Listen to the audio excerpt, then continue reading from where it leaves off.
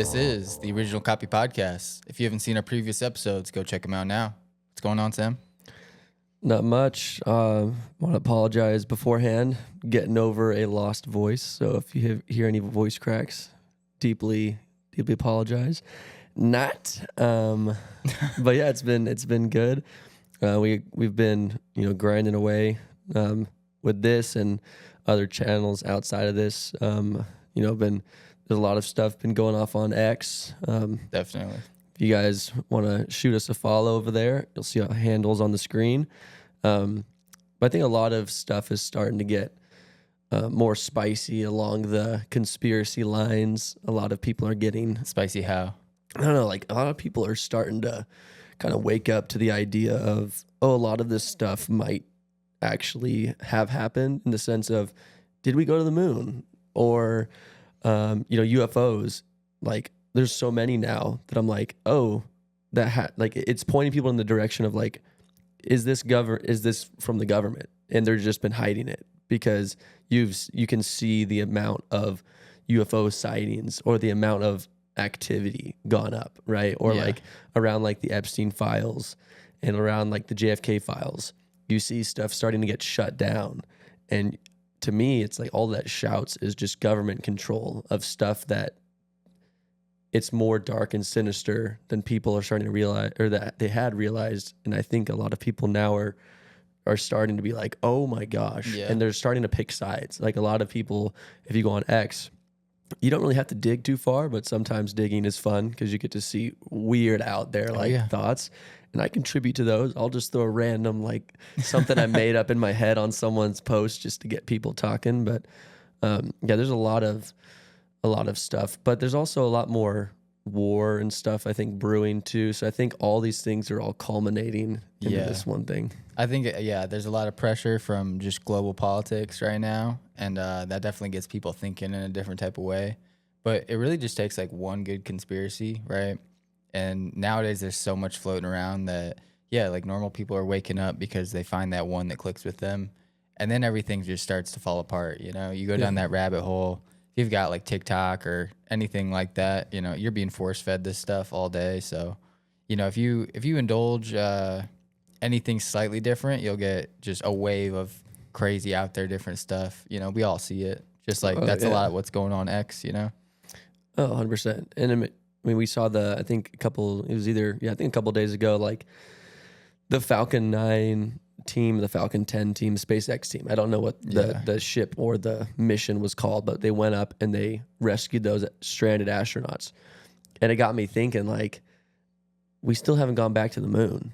Like, are we even capable of doing that? And the more and more time goes on, and to see the amount of technology, like Tesla's, like that's insane technology, just the car itself. Right. And the more this technology keeps going, the more and more I realize I don't know if we went. Because Elon's tech, I mean, he has Starlink, which is crazy that you have unlimited Wi-Fi everywhere. And they have all these small things that you're like, oh, if we had this, then we should be able to do that.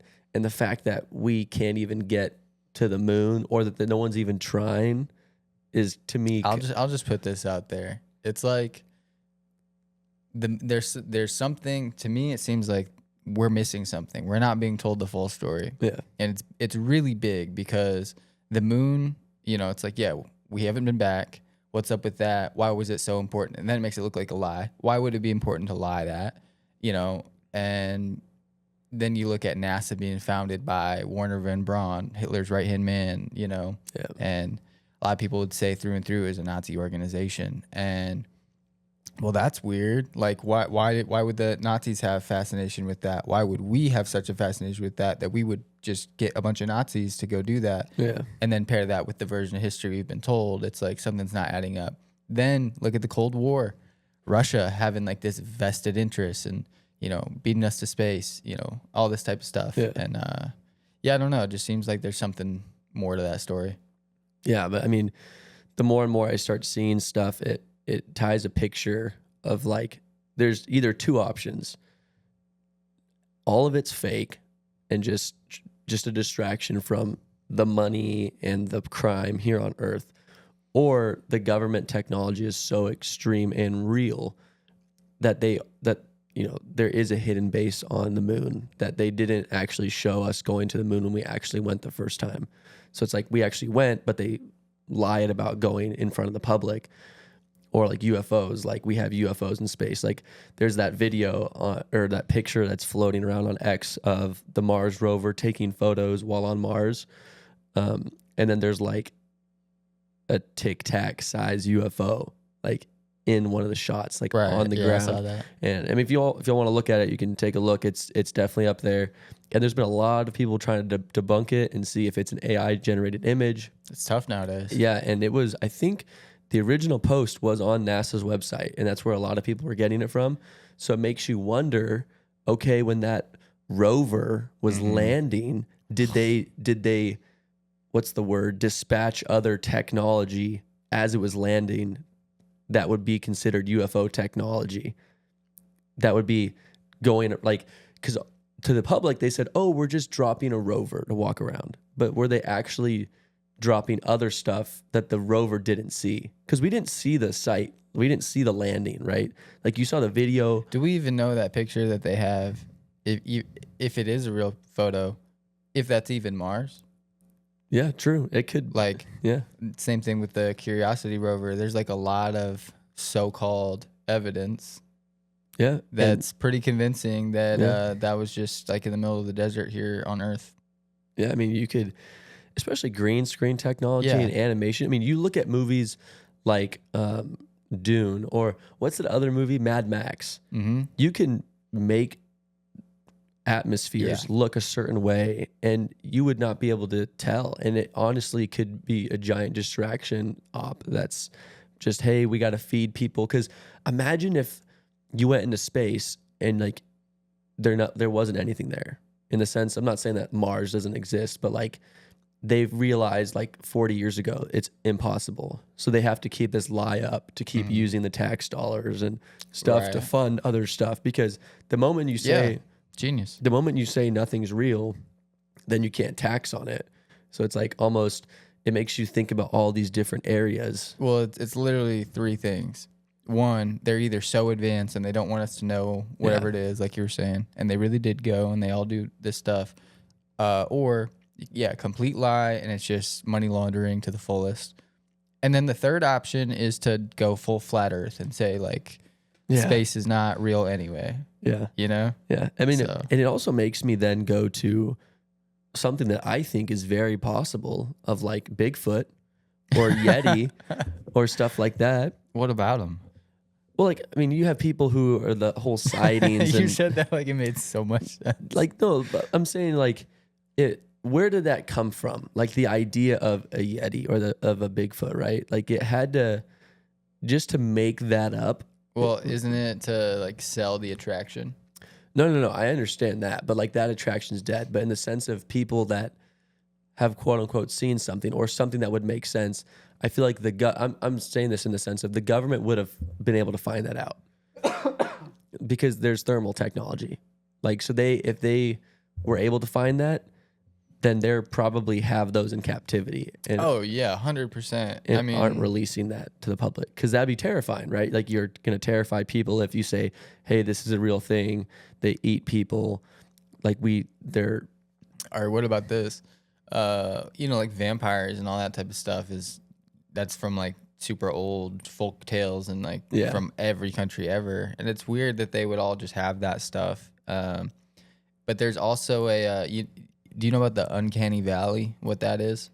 I've heard about it. It's like when it's the reason why like a doll would freak somebody out because it's like almost human but not quite human. And there's something about the closer you get to being human without being human, it's like we have a sensor for it where we can detect it, and it's like it gives us fear. Like we instinctually have fear out of that. Fear is like what am I trying to say? Like if you were an animal, fear is your reason because you have a predator, basically. Yeah. But it sort of leads us to believe that there's some sort of human-like predator throughout history. I don't know. There's a whole thing about it. That's interesting. Okay. But also, I was thinking about that with you ever seen that movie like Jeepers Creepers? I've heard it. right? I've heard of it. It's like cicadas Mm-hmm. will like hibernate for like 13 years and then they'll like come out. Okay. Somebody was saying something about how if we have that instinctual fear, it also could be one of those type of predators. But I don't know. It's just a theory. Yeah, that's interesting. I mean, I don't know. It makes me question everything, including the history books that I read from in elementary school. Oh, I don't trust them at all. Yeah, it's everything. I mean, even from the first episode when we talked, or no, maybe it was the second episode, but when we talked about the Baron Trump, like the adventures of Baron Trump, like so much of this stuff seems so structured. Mm-hmm. And now on X, bringing back to my original point, I see just a lot of evidence for a lot of this stuff that was being hidden coming to light. And it's almost like we're going to see a true clash in real time of people who want stuff hidden. Like people who are bought and paid are going to be out in the open. Like, yeah, if you just let technology develop the way that it is, the people that have control would lose control because they're giving it away through technology to everybody else. So if they really did have 100 years of technology on us and then gave us 100 years in the past to us, drip fed specifically, and they've been through it, they know how to do this. it's a cash cow. It's kind of insane, but they'll let us feel like we're the ones discovering it. Yep. You know? Yeah, because there's a video I watched probably about a year ago about like the hierarchy of beings. Like somebody posted something, and there was like humans, and then there was like superhumans, and then somebody was like aliens, then God. But it was like the superhumans was like people that work for the CIA, like people who think they're way smarter and more intelligent than regular humans. Mm-hmm. And it's almost like that's what we would be dealing with, is a class of people that are like super smart, that are like, hey, we have to monetize this stuff, in order to keep power, because ultimately that knowledge is power. To be like, hey, there's space travel, or we have technology that can get you from A to B super fast or whatever. Like if they came out with that, then people wouldn't trust transportation, or they wouldn't trust energy costs or whatever. So I think that there's just a group of people that have that technology, but it's like you wouldn't know. They're not going to be out in the open about it. It's not going to be like Boeing or Lockheed Martin. It's going to be some black group that's underground, that's funded. I mean, I've heard stories on podcasts. I think it was either the Sean Ryan podcast or Joe Rogan's, where there's this guy, he was in the Marines. I believe, if I'm not mistaken, that they were in the jungle. It was either the Amazon, Philippines, or somewhere. Mm-hmm. And they saw this giant like UFO structure type thing. And it was like huge. I think he said 4 football fields or a football field long. It was something massive. And they came up on it, and it was him and like 5 other soldiers. So it wasn't just him. Mm-hmm. And then they immediately got like ambushed by these top Delta like soldiers, and they got patted down, and they basically were told like to leave, and they couldn't look at it, and they took all their camera footage and everything and like got rid of it. But it's like, how does that story get made up? And these guys who are like uber trained professional assassins basically guarding these things. It's like nobody would just make that story up, because they were on a mission. They were actually doing the military. So it's like maybe our government isn't involved, but there's a private industry above that's involved. That's like, what even is our government anyway? Like, where does that start? Where does that end? Because I'm starting to realize too, maybe our government's just a bunch of dumb people that just want to make money. Because the more I look at it, it's paid actors. It's people that get up there, they yell, but they're all on the same team at the end of the day. Like if I handed both of them a gun, they wouldn't shoot at each other. They would just be like, oh no, we're friends, but our job is to be against one another, because as long as there's opposition, there's room to make money, And I think that at the end of the day, there's some bigger entity that's over all this, that basically is either paying off governments, or it's just a black program that's like, if you talk about us, we're going to come and assassinate you. So we don't mess with them because they have the best of the best, and it's just not worth it to them. I think it's both, but yeah. Because I see, and the reason I go to that part is like, you see the the agents that work for like Secret Service and stuff like that, right? Like when Trump was shot, the female ones. That were yeah, not like good? yeah, people that are like, okay, that's the best we have. Yeah. It makes you wonder, like, okay, if that's the best we have, there's people that are way better than that. Way better. And those people, since they're better, are smart, and they are basically like mercenaries and Yep. put a price on themselves and say, hey, I'm a gun for hire. Contractor. Yeah. And that's what people forget, is that there's people out there that are genius contractors that go and work these jobs because they're not idiots. They don't work they're not just a body that works for the government. They're like an actual asset to somebody who's. No, but the issue is that like an asset to who, and like because they're a contractor, you know, one, they have like NDAs and all sorts of stuff, but also they're not loyal to whoever their agency is. They're sort of independent and they don't care. They're not invested in any of that, right? Yeah. So it's complete control. Like nobody's going to be able to infiltrate that, and like you're going to die and be gone. Yeah, and it's also because we have examples of, I mean, people go on podcasts. I think there was a guy who went, I'm pretty sure it was Sean Ryan's podcast, and he talked about how he got subcontracted out by a blacklist government agency to go work on a UFO. Like but he was basically subcontracted to make a shooting range underground. Like it was an underground. He said it was like way under, like elevator underground. And he got in the elevator and they were told to sign a bunch of NDAs and basically said, you are to keep your head looking straight. You are not to turn like anything. So they get down, he gets there and there's UFOs everywhere and like stuff floating off the ground and like no sound or whatever. And his job was to go in there and make a gun range for people to go train and operate in. And he basically was like, no, I'm not signing your NDA when he was leaving. And they were like, okay. They ruined his life. Like, and all this stuff happened. Like people outside of his life too that he like knew, like got their lives ruined. So stuff like that makes me realize that there's so much that's hidden that the public just doesn't know about. There was this dude that was on Joe Rogan, and Joe talks about him on a lot of other podcasts. His name is Bob Lazar. Yeah. Okay. Yeah. So I just, because I've heard about it. Yeah. The other day at work, I listened to the whole entire thing because I was like, I have to listen to what this guy's actually saying. But continue. Well, just like he was, I'm not sure if it was Area 51 or something very close by. Yeah, it was just outside of it. Yeah, I think so. But yeah, he was in a compartmentalized program, so he was in one sector working on one thing, and I forget exactly what his field was. So but he was working on the propulsion system. Right. Yeah, and it was basically, he walks in, you can listen to it if you guys want. It's a really good listen, but he walks in and his his like partner that he's being told to work with, he like shows him, and it's basically this core of like this almost like metal thing where you like take it off and then it doesn't do any, like the lid of it, you take it off, but then you put it back on and it generates this like nuclear reaction of like creating energy, right, basically. But yeah, it's, and I don't know what that was, Yeah. but supposedly it was like a new element that they were using, and I forget what number it is or what they were calling it, but it's something that they don't tell us exists. There's Yeah. a lot of documentation to suggest it exists, and it was anti-gravity basically is what they made. yeah.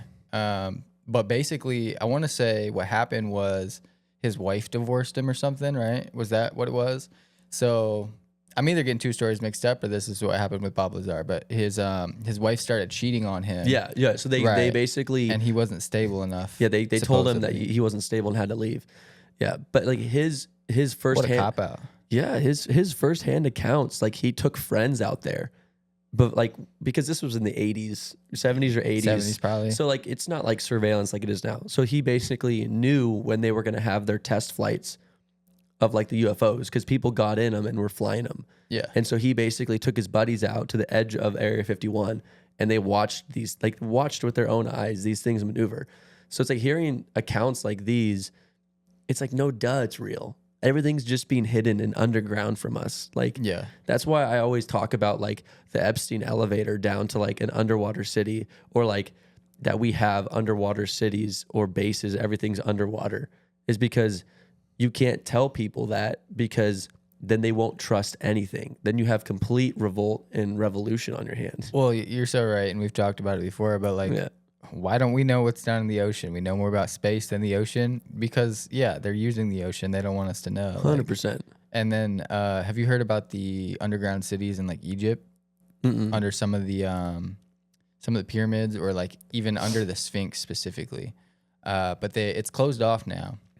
But like 80s or 90s, somewhere in there, probably early 90s, people were going out there and like making new discoveries and like exploring new rooms and all this stuff. And supposedly, there's a small group of 4 people that went down in there and documented opening up into like what appeared to be a pristine underground city, like abandoned underground city, of like this crazy, and they documented it or whatever. And so what happened was, I forget who swooped in, but somebody swooped in, took all the stuff, pretended like it was a big deal for them, like, thank you for whatever, and then basically forced them to be quiet about it. We're taking your stuff, and then they shut down, like nobody's allowed to explore over there anymore.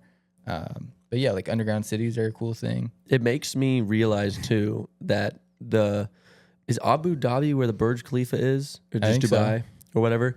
But you know how they're making that, like they want to make like a 7-mile long city or something like that, like in the water. It makes me wonder. Or you're talking about the line? One on land, the line, yeah. So it makes me wonder what's going on underneath that, or why, because that has to be a giant excuse to do something in an area.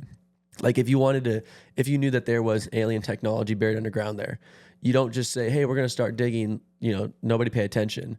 Or you come up with that outlandish idea that you're going to make a giant line that's going to house people for millions of years. Because think about the same thing with like the California train, right? They told people for years and years, like it was like, 12 or 15 years, hey, we're going to make a bullet train from LA to San Francisco, right? And I've heard nothing of this. Yeah, it never got done. They took so much taxpayer dollars to get this done, and it never got done. But it makes you wonder, like, did they just say that they're going to be doing these things with another thing attached, in the sense and of, they know that it's like they could just not do it, and they'll say, oh, it was too ambitious. Yeah, so basically, this is the idea. You basically allocate $250 billion for this railroad, right? You take $50 billion, you start building it. You take the other $200 billion and give it to a off the grid black label private contracting company to do with whatever they want.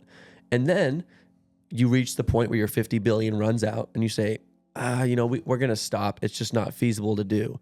And it's like, what happened to that other $200 billion? And I think that's what's happening, is you have these projects that are being started as a false front to the American public, or just around the world in general. 100%. They're just using their taxpayer dollars, and then they take the money and give it to someone else, but there's no accountability because you have these two parties who are just like yelling back and forth, but somebody's on the outside who's like telling them, hey, like don't let people find out. Yeah. Did you see any of the Kanye stuff? Recently? Yeah. Dude, what is going on? Like, no, did you hear that song that came out the other day? No. Dude, he is like purposefully wilding to the fullest extent. Because I think he's doing it just to get attention. Yeah. Well, because, at first it was like, why is he doing this? That's a bad look, whatever. And then he really leans into it. And then it's like, oh, that's a really bad look. And now he continues to lean into it. You go, man, he's like, in 5 years, like he's setting up to subvert, clearly. Like, but it's very weird. He's doing it in the most like just out there ridiculous way. But the song that he was put out, it's like a snippet. It's not even released. Yeah. Supposedly he's doing an album, and the cover is like just a swastika. Yeah, that makes sense. But the song he was talking about, basically he was saying, they're trying to compare me to Hitler. How am I acting like Hitler when I'm a fucking N-word? And with the hard R though. Yeah. And then he has a line about I know people that went to that island. Why the fuck would you go to that island? Yeah. And just like, I don't know, it's very weird. It's like he still operates in a space that's like pop culture, and then he's like throwing things in there that are very controversial, to say the least. and it's really interesting to see. Like, I guess this is the only angle for it to be art, but to see the people's reaction to it and like their takes on what it is, you know? Yeah. I mean, it also could be like a distraction technique. Oh, and that too. Like, Yeah, it's always seasonal when and like, it's so there's hard, like, something else for me to going on. like, because when someone goes that AWOL, you're just like, there has to be a reason you're doing this. Because like, what if it was a Nazi bait to see who's like a supporter? I was thinking that too. Of him, and then the people then get targeted, and then he's just getting paid to just, hey, because he doesn't have a problem looking silly or being or coming off as like crazy. So all you have to do is, hey, I need you to say these things so we can see who's on your side, and then we're gonna go after those people. The other line that was crazy was they say I act like a bully. I'm anti-Semitic fully. It's like, what is going on? But yeah, I think partially, I mean, it's got to be some sort of psyop in some way. But yeah, if it was to expose people for their ideology, try to lure people into something and then label them, and just, I don't know what it is, but yeah, that crossed my mind for sure. Yeah, I mean, there's so much, I don't know. Everything he's doing, I don't understand just from a human perspective. I mean, I'm nowhere near the level of like notoriety he has or fame or anything of that. So I have no idea what's going on in his head. But he could be like, I'm fully rational. Or it could be some other thing that we just don't even see or understand. I also just wonder, like, being rich, because he's like a billionaire. Sure. And he's been a billionaire and then lost all his money, come back to a billionaire. But in that space, it's like that elite level that we always talk about. And he's probably like really honestly at the bottom of, like, he's barely allowed in the room, but technically he's in there. And it almost seems like he's somebody, like, there's parallels between him and Elon. They're both somebody that's in this, you know, this space that, and Trump, like, people that just go against the grain, but it's like, what grain are they going against? And like, what are the hidden layers in the grain that they're going against so we can expose? What is it, you know? So I always just wonder that stuff, but I can't make any sense of it. Yeah, I have no idea. My mind. There's so much out there right now that I'm just like, I don't get. But yeah, you sent me something about Alex Jones, somebody that worked for him, dying. Yeah, so I believe it was his either head editor or it was his head reporter was at his studio, left, got home, and was murdered. And he did like a live stream or something when he found out. And basically, he didn't say why. Obviously, they're probably doing an investigation, quote unquote. I don't know. But he's the guy who does a lot of the digging for him, and he got killed. So what that means is, obviously, I don't think there was anything wrong with that guy. I think that they were trying to tell Alex Jones, like, hey, if we can kill him, we can kill you, and you know him. So I think that's going to start happening more and more with a lot of these famous people, like Kanye, for instance, or Elon.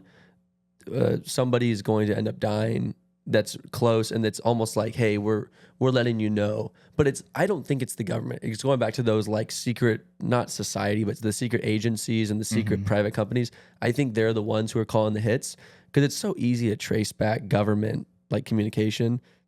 So I think it's a lot of these private like companies, organizations that you don't know about who are calling the hits. I think the biggest, like, it's always the CIA. It's always the CIA.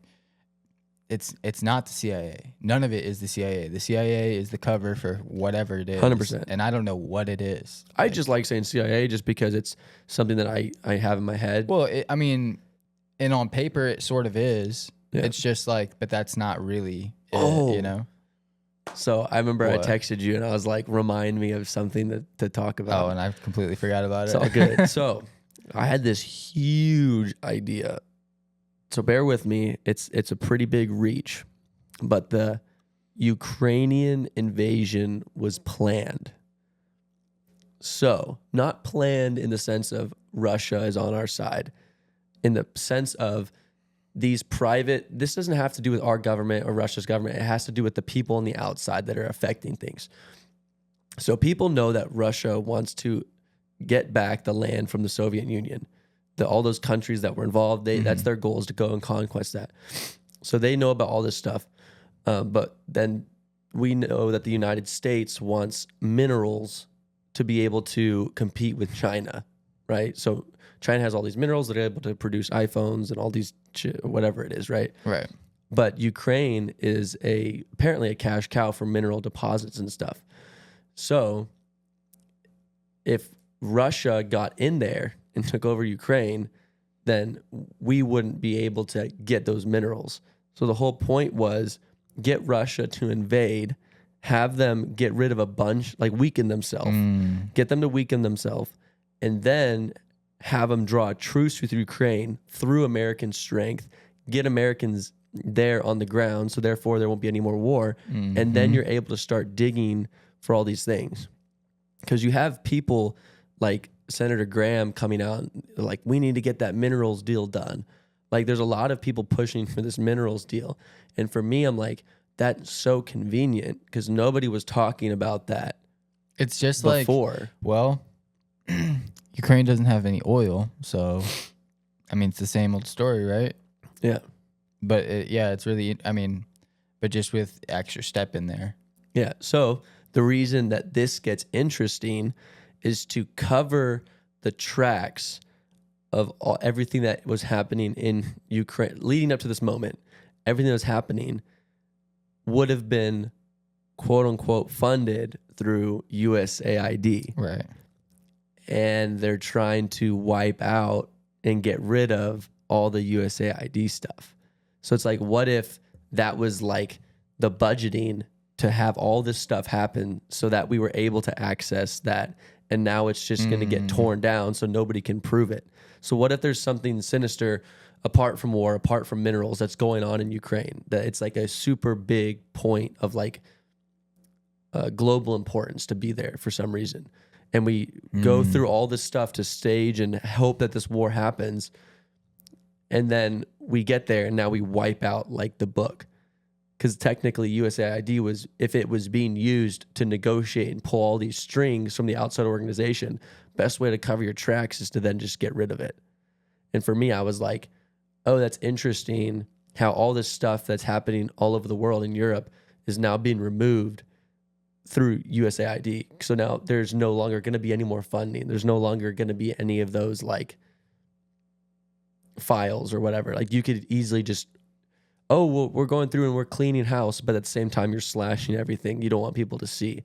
Like, I think, because Kash Patel said it in regards to JFK, right? Super small on scale, but he was like, you know everything, but the things you don't know is how this affects this and this affects this. Like, he said that on a podcast. And for me, I took that to a bigger level. It's like, the conspiracy isn't the war, it's what was going on in what's in the ground in Ukraine or something like that. And it's the conspiracy is, what are the things that they're going to do to wipe out so that we can't see what was actually going on.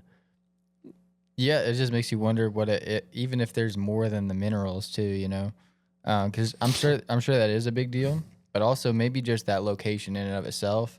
Maybe there was something there from a long time ago that, you know, I don't know. Like, you never know why people fight these wars. Yeah. But it seems very strange too, because like for Russia, I mean, it doesn't seem that important at all. Because know? why would you throw bodies? But if the United States gets in, we can put military there. We can do all this stuff with the excuse of using minerals and whatnot. But then I feel like there's something else that's going on there that we don't know of. I don't know. My mind would lean towards some sort of like technology type of thing, you know? Yeah. I mean, like maybe I don't know if these mineral deposits, maybe there's different minerals that are just like only there that. So what minerals? What did we just talk about? Exactly. So like the minerals of like the anti-gravity and stuff. It's like, what if that was discovered there and we had scientists that told us, what if Russia doesn't know? And so now we started that war because we knew, okay, we know this. We have to go have them start fighting. We'll get them out. We'll be there. Now we can harvest these minerals so that way we don't have to. Because like, what if there was a bunch of that trade happening through Ukraine? It was just too like obvious. So now they're like, if we just get our own people in there, we'll be able to harvest that faster. But that's my big take on why the whole Ukraine situation started. Yeah. And if you think I'm crazy, then go look at 9/11 Yeah. and think about how many bodies we wasted sending over to the Middle East. And I mean, if you watch the videos and you see the plane hit and then a massive explosion hit and then Building 7 falls down and all this stuff, the Pentagon. I mean, just go look at a controlled demolition. That's all you need. Yeah, I mean, and the whole Pentagon thing is like, that was a missile that hit that. It wasn't a freaking plane. Anyway, so all these things in my head, I'm like, we're being told one thing right now, that there was a war because Putin wanted to take over this land. That to me is BS, because it's like, you don't just go take land now because there's a threat of war. But like, if he's being told to do it because, you know, his ego's up or whatever, but we know that there's going to be mass casualty just as a distraction, but there's a real reason why we're going there. A lot of people would say that Putin is one of the only world, like what Trump is to America, Putin is to the rest of the world. Yeah. Like he's going against the grain. He doesn't believe with this, you know, essentially one world government that already exists, but pretends to be separate, right? And has all these inner politics. That's the stuff we're discovering, right? But what if he's like, he's going against the structure, like the game that, you know, the why everything affects why.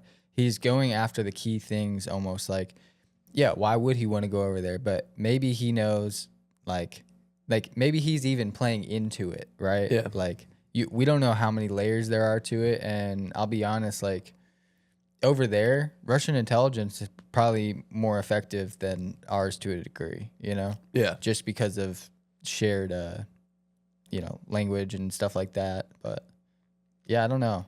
Because we really have no idea. Like, we don't even know what the average Russian really thinks, let alone what Putin actually thinks and what his real motivations are. Because he's very reserved in what he says. And, like, we get a lot of footage of him, but it's very, like, he doesn't really expound upon anything. 100%. And a lot of people would say, you know, a lot of people do say, you know, Trump and Putin are allied. And, you know, there's this whole, especially with him having, you know, his wife is, she's Ukrainian or Slovakian or something. I can look it up. I forget, but, you know, and then his, I want to say one of his other wives was, you know, Russian or something like that. Yeah, she's Slovenian. Slovenian, yeah. So they've had like a huge connection to that area of the world for a long time, and with Trump's uncle being in, you know, the CIA, and they have like this intelligence history as well. Like a lot of people want to point that, but I have no idea. And if anything, I don't think anybody's super tied together. It would make sense though if you saw somebody on the complete other side of the aisle also going against the grain. You'd be like, you know, cool. Like we'll cooperate on how we can cooperate, but that doesn't mean you're invested in the same things at all. Yeah. But yeah. China's going crazy. China. Yeah, the technology over there, I feel like they're having a pivot where like Japan has always been like, you know, I mean, I guess they've always been this way, but Japan has been like creativity, entertainment, you know, that's where their technology kind of boosts from, sometimes some scientific stuff. But like China has gone like, I don't know, spyware, like it's this other level of innovation that's like not needed. Nobody asked for that. Oh, yeah. But they're like, but we could do it. And they do it all. And it's scary. Like if you've really seen, I mean, just for your average Chinese citizen over there, the world you live in is like super invasive, let alone if you were actually trying to get away with anything or do anything, like how tense of a situation that would be. But I don't know. Do you think the stigma around that type of stuff is going to get lowered over here? Because like they started the trends and then we get used to it as well. I think it's going to lower. I don't know. I don't know. Because, I mean, you saw they held the quantum computer that they released, right? No. Oh. Been waiting for one of those. So they released that they have a computer that's like 100 or 1,000 times faster than our strongest computer. Is it IBM? No. I don't know what company it was. It could just be state funded from China. I don't know. But I see that type of stuff. And to me, it's the idea that I have is there's a reason China is overproducing and making crazy stuff. Like the reason that they're data harvesting, the reason why they're doing technology diversity in the sense of they're making everything tech, like washer, dryer, refrigerator, water bottle, everything. And they harvest all this tech, and it's like kind of the small or the big version of what Elon did when he bought Twitter. He bought all these human conversations, right? And he's able to base his AI model off of those conversations, that millions and millions of tweets and stuff. Yeah, He was so able, smart. yeah. And then so I think China's doing that on a large scale of their over monopolizing the whole tech industry and putting tech into everything. So that way they're now able to feed these massive computers they're going to start building. That would make a lot of sense. So I think everything in the sense of trying to, what was the word that you used?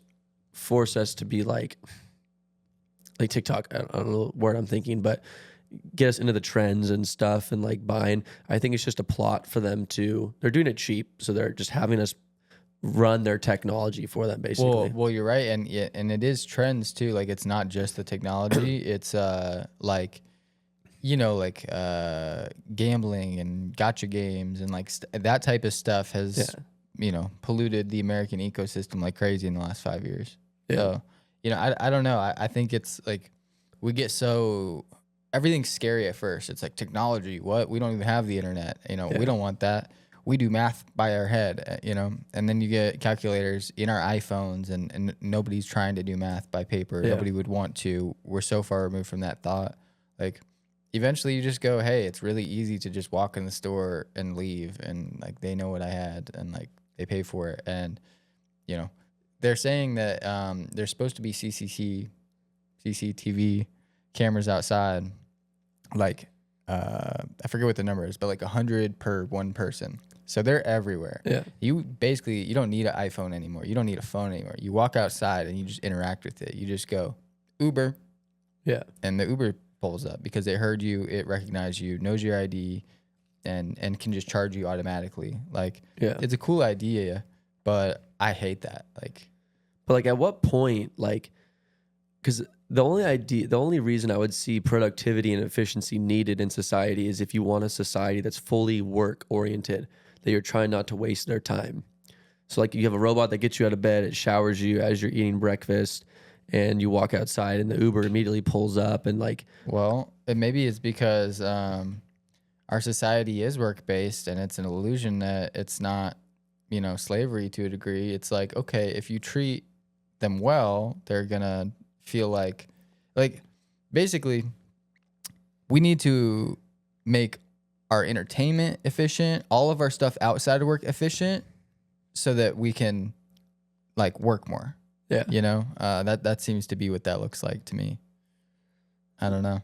Yeah, but I definitely think that there's a lot going on with China and technology that, I mean, to me, it evolves around two things. It could either be they're trying to figure out how to create a human being without a predisposed human being's brain. So, Like obviously, just complete artificial from scratch. but flesh. Like a real human, though. Real human, but they're able to create. Okay, so the thought of like, okay, you're born and your grandfather had red hair, so you're going to have red hair, or, your grandpa struggled with this, so you might be like, he was a smoker and you might be a smoker or something like that. Those like trends that follow. Yeah. Like, so it's almost like they want to be able to find out full human brain function and capability, so that way they can create their own and find out how to program that real time. Because then if you're able to make an actual human and you're able to pump them out, it's like robots will break down, and there's a lot of things that are harsh on a robot, like weather and stuff and charging. But if you're able to get a human, and because you could technically incinerate a human, Could. and you can make dust. You sure could. Where that's a lot easier to dispose of a human, right? You already see on the battlefield, they have these cremators that go around and they just load bodies into them and burn them. And then where's the ash go? It just goes on the ground. So if you're able to reproduce armies, reproduce builders, create this giant level of pre-programmed humans that have no basically you're taking out, like you're doing a frontal lobotomy before they're even born. Right. And I think they're either doing it for that reason, or they're trying to make AI robots have a greater capacity of brain than humans. And it's loading this technology to basically, you're making a template. Mm-hmm. And so that way, once the template's complete, you can just upload the template. That made me think of something though. Okay, so what if when the technology gets so good and we have robots and androids and all this type of stuff, whatever. It's like, or robots really, and AI. We always think like, oh, when they come out with robots to do all that, people are going to lose jobs. How many jobs are at risk once the robots come? People's solution is like, oh, the jobs will change. That's not a perfect solution. What if we're just missing the key component of they're going to get rid of you too? They're just going to replace you with that robot. Like there will be humans and they're just the elite. And then there's robots. That's the goal, right? Yeah. I mean, to me, the goal is, I don't want to say Bill Gates is like the founder of this idea, but in the idea of if you can separate classes and then somehow wipe out the bottom class, then you can fully control the upper class and you have the world to yourself with only, how many people are in the world? Like 6 billion people.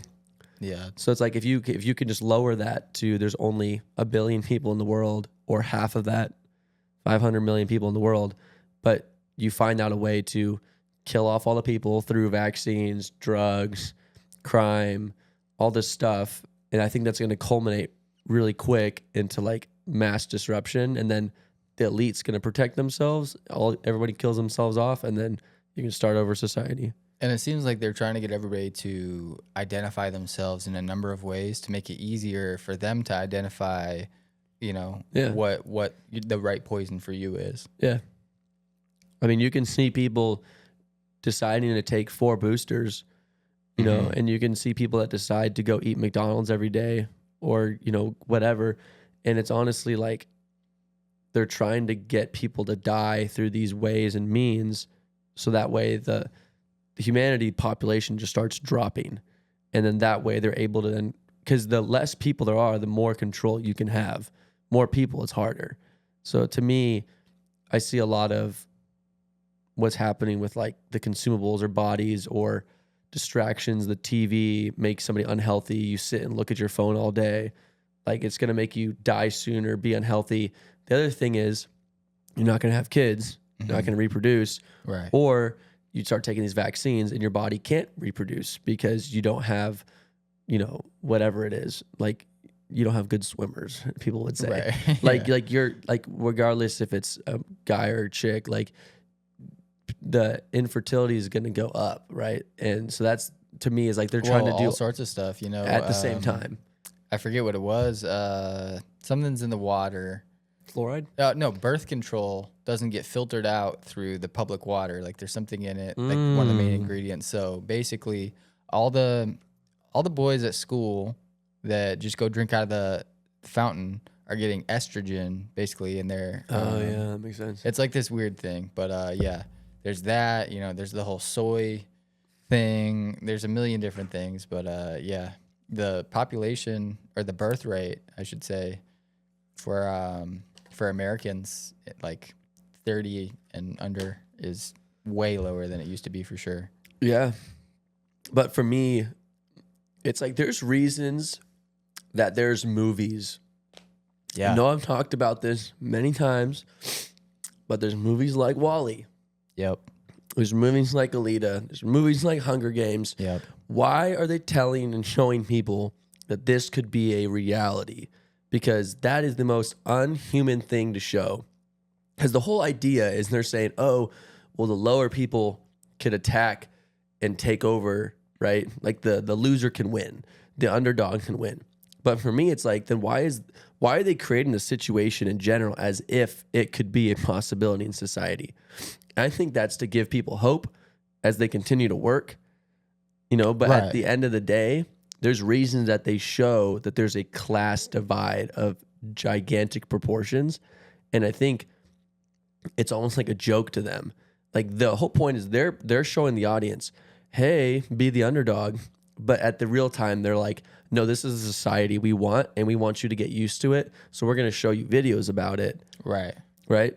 So, Well, what if it's like there's only 5 paths to actual success, and they keep those very secret, and pretty much nobody knows what they are, and everybody thinks there's like 100,000 paths to success, and all those other ones are psyops that they purposely put out there Yeah. to like, oh, you could do this. This is an opportunity, and so you get really invested in that. Like, oh, I could be great at this.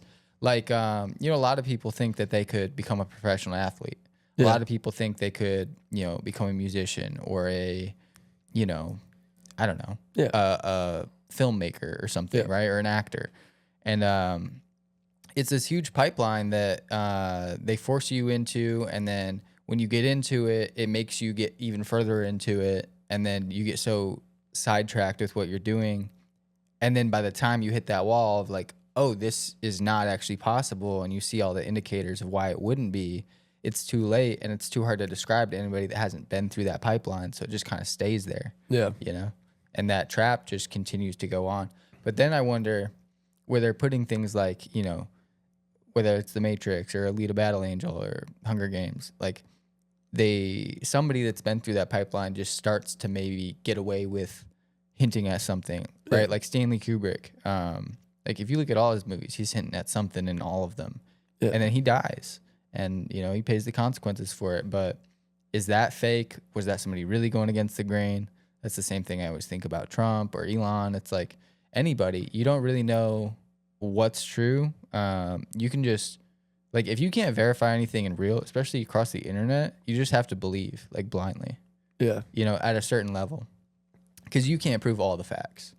Yeah, you could find a fact you agree with and use it to support your belief, but yeah, the game is unbeatable now, in my opinion. Like, you're never going to be able to get the truth, because kind of like we were talking about a little bit ago, if you try to, like the Bob Lazar thing, if you try to talk about the information, they're going to shut down your life. They're going to make you look crazy, and the truth is never going to be fully accepted.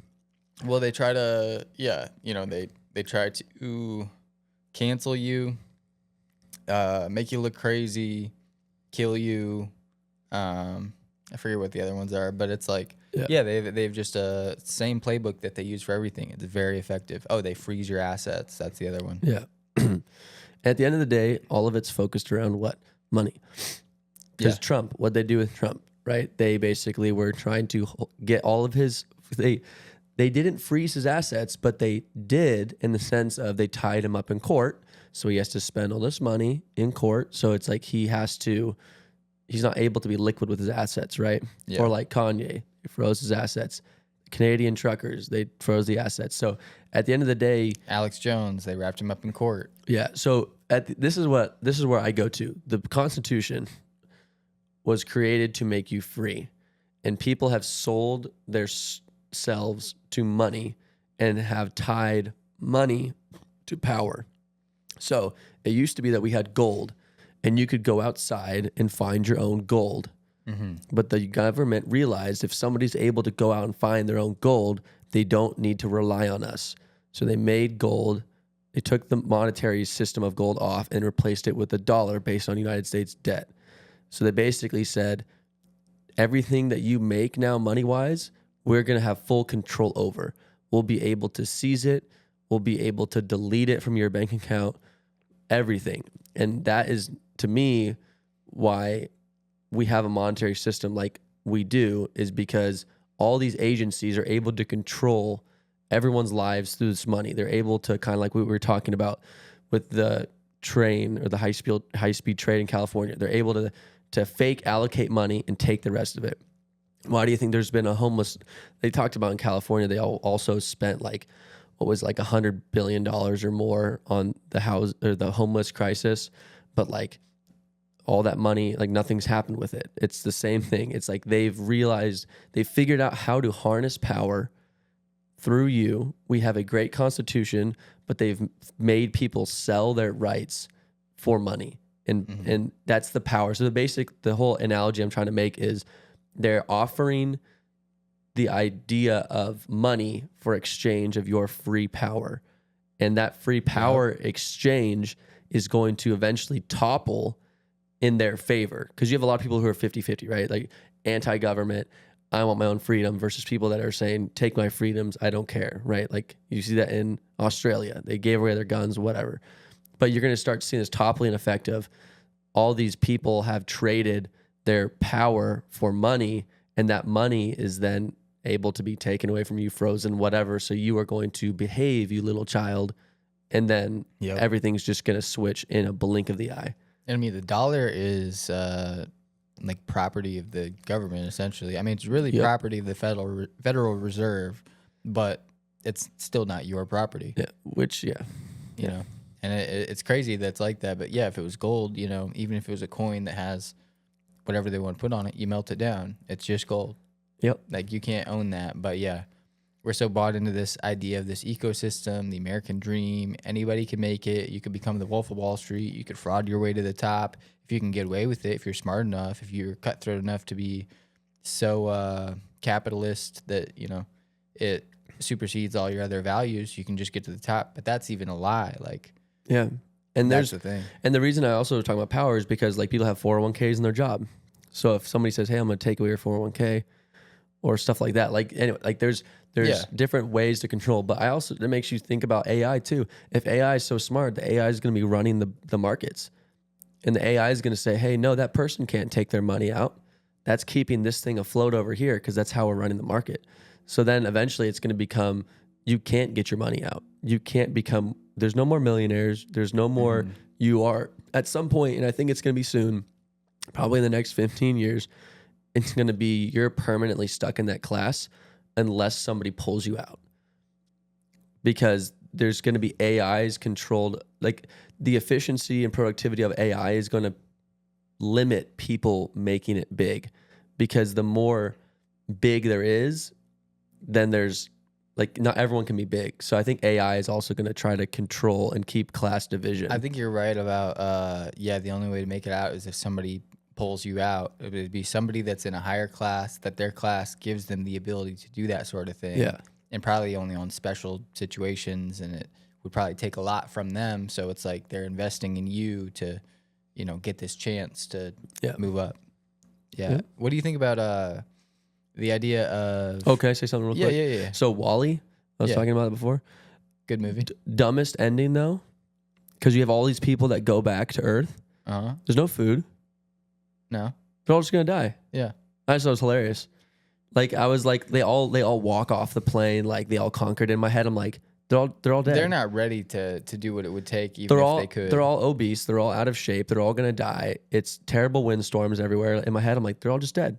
Like they're all just gonna. Anyway, continue. Sorry. No, but good point. Yeah. But I was gonna say, like, the formation of the U.S.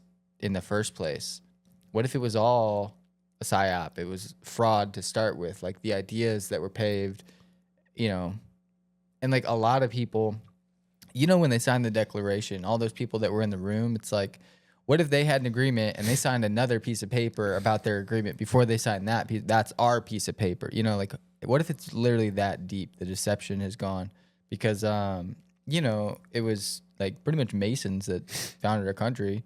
And, you know, there's been a long lineage of them ever since. If you go downtown Dallas, you walk around, like you'll notice, oh, there's like little Mason symbols in the sidewalk. Like, oh, this Masons actually own like the whole downtown area. Oh, like, you know, all of our structures and stuff are like, it makes you wonder why they didn't our money. Yeah. And it makes you wonder why they didn't put more stuff in the Constitution. Like in the sense of stuff regarding work. Like a lot of those people, let's assume those people were normal people coming over. Why didn't they put anything about work in there? Like in the sense of, oh, there can't be slavery or you can't take advantage of somebody else in this, because those people were coming over. They had slaves at first. No, I understand that, but I'm just saying that's the obvious answer. In the sense of like these people were coming over and they just got out of a dictatorship. I feel like there was more things wrong in a dictatorship than they wrote down. And it's like, why weren't those things levied or put into that Constitution? I don't know. It just makes me like wonder, like, anyway. I don't know. It's a good point. But I just wonder, like, yeah, like how many people from the start were in on it? Like, was it 100%? Or was it like 20% of those people, like just the people that were in that room knew about it? And then, Yeah. Because like, how big is that secret group, basically? Because I think it's more what you just said in the sense of it couldn't have been all of them because it would have crashed. Because then you have everyone who's powerful at the same time. It has to be the strong taking advantage of the weak. So there had to have been a small percentage of that group saying, hey, we're going to take advantage of this 80% or this 90%, and we're going to base everything around like us. And that's what you see with the 13 families or whatever. It's almost like you have these groups of people that said, hey, we're going to run it. We're going to take advantage of these other people who came with us. Like, they were part of the group. They were just normal people, but they decided to take advantage of them. Okay, so here's my theory as to what could have happened, right? So there's outrage in England. We're not happy with the king. Yeah. The common people are not happy with the king. Taxes, all that stuff. Yeah. The bloodline, the royal bloodline that really has power, has maybe extended to have other last names or something like that. Sure. People that you wouldn't recognize as being royal. But these people sort of You can still supplant be in the themselves- bloodline. Yeah. Right. They supplant themselves as like common people again, and then they're forced opposition against the royal, the throne, and saying, hey, we don't like that, blah, blah, blah. We're going to start this country, And they say, hey, go with them. Well, and they rally up the common people, bring them Yeah. over there, and then, the word spreads, and then, it's a whole thing. Yeah, that could easily have happened. And I mean, it makes sense because obviously we've talked about bloodlines, there's ties because smaller population and whatnot, but it does raise the question of like, was there, in the lack of a better terms, a secret agent or an agent among those who came over here in the first place? Right. And it's like, did that person or did that group form? Like, was there an agent that came over, or was there a group that formed there that said, like the Masons, hey, we're going to take advantage of these people who are... I think there was outrage in England, and then within whatever secret society within the royal family, they had a meeting and said, hey, here's what we're going to do. We're going to do this opposition thing. So it was super planned, and then it was bloodline representatives being the agents that go there. Yeah. But it was probably a large group of them. So I don't know how many ships they had or what when they came, but like I would say maybe 1/3 to 2/3, right? Yeah. Or smaller than that. But like George Washington clearly would be from that bloodline. You know, I'm sure you can trace that back too. But yeah, I don't know. And we were talking a lot about bloodlines. Here's something that was in my head. So incest is super common in like very royal families and royalty in general. Royalty you go in back, general. and it's because there was a class society of total purity, and that goes back to pharaohs and all that stuff.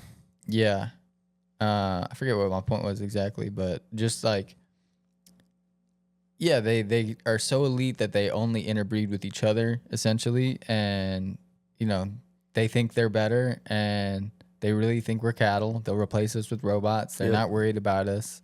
And also like who knows, because just taking the vaccine, like people are clearly affected, right? What did that do? That mutated DNA that's in their blood, right? So it's like, I don't know what it feels like to have royal blood or to have this crazy lineage of whatever. Like maybe there's benefits of it that we don't know about, right? Like whether that's literal superpowers or just maybe a crazy immunity or,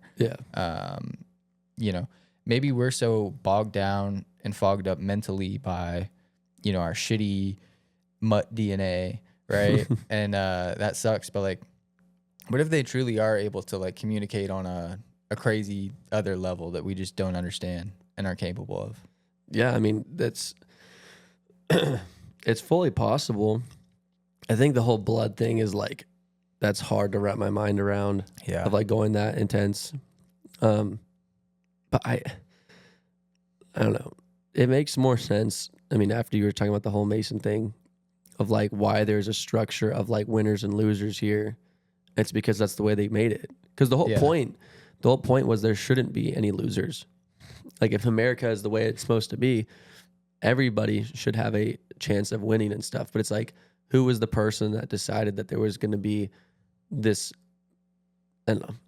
I'm not The saying pawn could win the game, but you're a pawn. Who Yeah. decided that you started as a pawn? And it's like the odds are not in your favor. but somebody had to create the pawns because they all came over as equals, right? Like, let's just say that there was 13, like there's 13 people, and they were all the same because they all arrived at the same time. They all had similar abilities. They all had similar understanding. Somebody in that group had to say, I'm going to take advantage of all these people. And I'm not saying what happened at day one, but like, our country is so small. Okay, this is another thing I want to get into, because people blow my mind when people are just like, oh, all these ancient civilizations, they couldn't have had technology. They couldn't have XYZ. It's like, okay, iPhone's technology basically was created in like the 1800s. So that's not even 300 years. And you have like the... What do you mean iPhone technology? Was No, technology, like iPhones, but just in technology in general, like starting to use electricity and stuff that we would see as like tech. Right. It hasn't even been around for 300 years. But then you have these big ancient societies that were 600 years old, 500 years old. I'm like, you're telling me that they didn't have their own line of tech or the way that their world was structured to be able to be like that? But like, technology advances and you're able to conquer and do stuff. But I don't know. I think we don't give enough credit to like all those other, like, because you were saying there's like a city under Egypt. Mm-hmm. But it's like, there's also been other discoveries of like, okay, who built the pyramids and stuff like that. Like, it makes you wonder, like, okay, they had their own ways of doing things, just like we have our own ways of doing things. Did you ever see that there's a video of like, I want to say it's like, I don't know, somewhere, some like former Mayan temple area, but it's like you go to the middle of these 3 pyramids. It's sort of like you've seen like was it Alien? Yeah. At the beginning of Alien, they're on like the Mayan stuff. It's just like that, but you go to the bottom of the stairs, and it's like the echo and everything is like so perfect. It's crazy that you can, everything can be heard. Yeah. And it's like we can't even really figure out like how that works, right? It's just they harness that's sound. amazing. They've literally harnessed sound, and like people talk about you can lift and levitate stuff with sound Exactly. waves. It doesn't have to be electricity in the way that we think about it. And that's why it frustrates me when these people don't have the ability to have a creative imagination to be like, this could have happened. Like, humans are smart. Look what humans have done up to this point, in the sense of like, we were able to create a iPhone in our hand. We have Starlink in the sky, right? And you're just saying all those people prior just didn't have the ability to think or do complex situations. They did, but in their own way. Yeah. I always wonder because, the technology changed a lot, like from the history. They always talk about, do you remember like the stair-step evolution thing? I like sort of, yeah. Ancient civilizations, but it's like, if you look at Mesopotamia, the first civilizations like Sumer and Sumeria or whatever, they would have nothing, zero development, literal caveman status, and then for 100 years or 1,000 years or whatever it is, and then all of a sudden they'd have a massive increase. They just are masters of something all of a sudden, and it's another 1,000 years of nothing, and I believe it was I think it was the Syrians. Like they just became masters of hydraulics out of nowhere. And the easy answer is like aliens. People are always saying it's aliens that just are watching and observing for a long time and then come down and intervene and give us a gift. That's like a game. And also like whether it's an alien or just an elite person pretending to be an alien or pretending to be God or whatever it is, it's like, yeah, it'd be really easy to control, but that would mean that there was already some sort of advanced civilization, human or not, prior to human civilization. You know what I mean? Yeah. And that's why because to me that story that people tell of like, okay, aliens came and landed, it's like, but we're not seeing that now. Because if that's the case, if kind of like Alien versus Predator, the alien keeps coming or the predator keeps coming down and they every so often, it'd be the same thing, right? Where the alien comes down and gives us new technology. It's like, then why hasn't that happened? Because at some point they would want, if the argument is the aliens want us to advance in society, you wouldn't just, I know you said that's like a game, but like something would have happened, a big breakthrough now. But for me, it's like humans have this ability to work and conceive ideas and figure stuff out that I think a lot of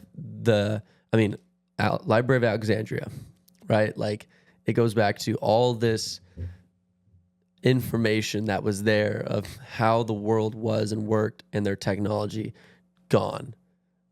Right. And it just makes me wonder, like, there had to have been something there that showed that they were just as good, if not better, than we are currently in our state. Well, you were just saying like, oh, why haven't we gotten another one of those, right? Like, why haven't we had contact with aliens where they're giving us a gift? Well, what if like, because back in the day, it was like those early civilizations didn't know the aliens existed. They weren't even paying attention to it. That was some star gods or something to be heard of legend. And then they show up because you suck and you're not doing anything. You're not calling us, and like we just want to help. But now it's like, no, there's people all day, every day calling them, trying to set up meetings, do all this, whatever. And they're negotiating and making deals, and like that technology is being sold specifically, you know, I don't know how it all works, right? If at all, but it's just, I don't know. Yeah, I think that's like a private sector sort of thing nowadays. Oh, yeah. I mean, there's so much stuff that's hidden. I mean, if you have anti-gravity and we've discovered anti-gravity, then like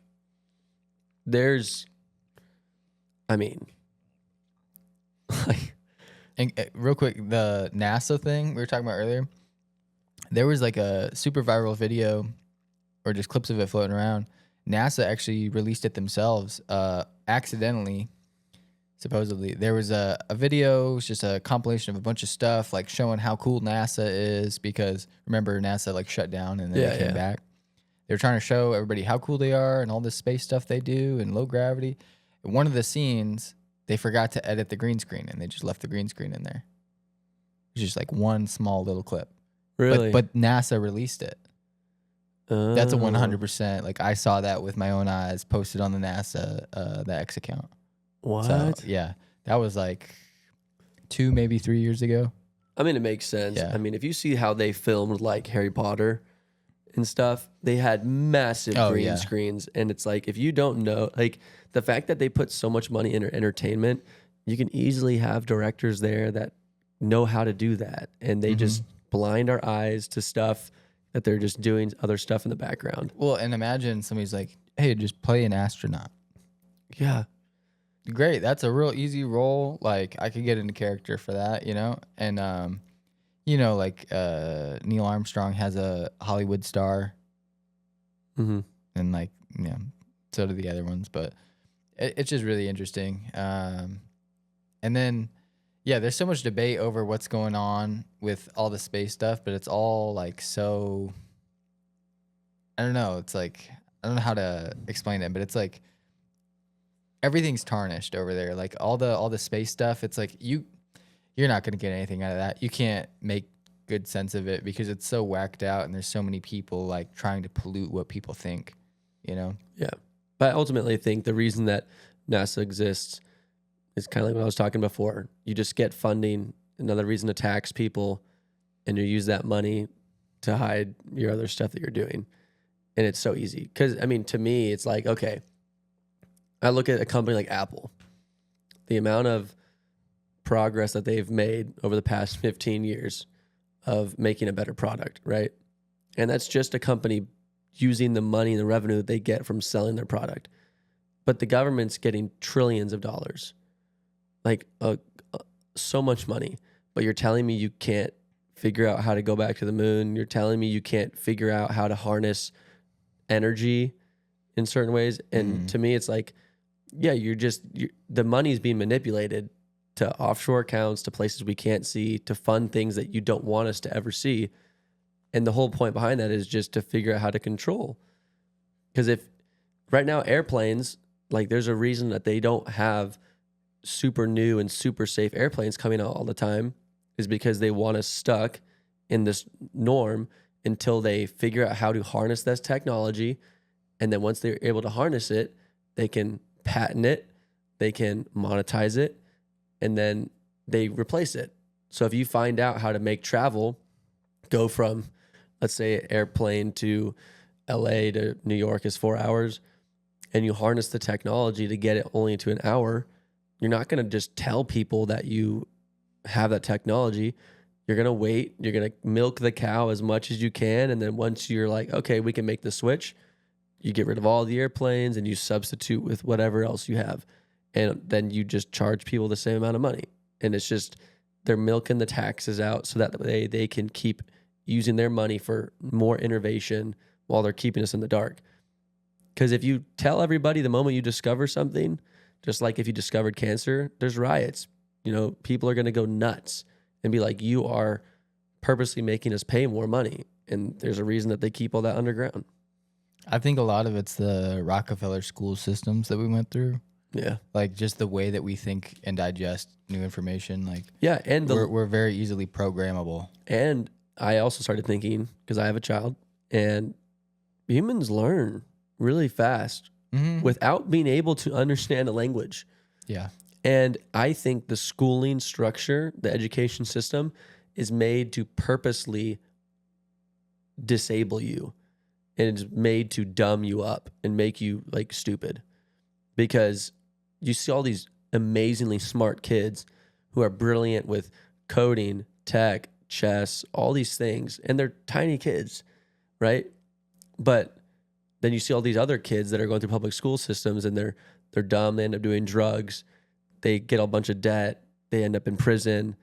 It's like, it makes you start wondering, like, okay, we're being controlled on how they want us to learn so that no one's successful.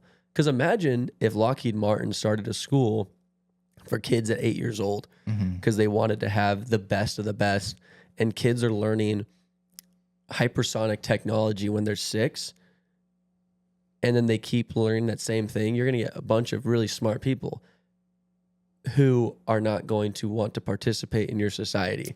My biggest thing is that we have the intuition. So like, you know, the universe is the way that it is, you know, it works in all these amazing ways. And we have like intuition that lets us discover that, just the way that we want to interact with it. But then all this like put together, I don't know, not industries, but like, you know, just certain fields that you could get into to like, you could be really good and learn all of these things. It's like, even if you did start at 8, you could get really into some of these crazy fields and learn so much. But by getting that far deep into that field through the only proper channels to get that deep, you're also becoming controlled. You're subscribing to other ideas that like support, you know, that entire ecosystem somehow.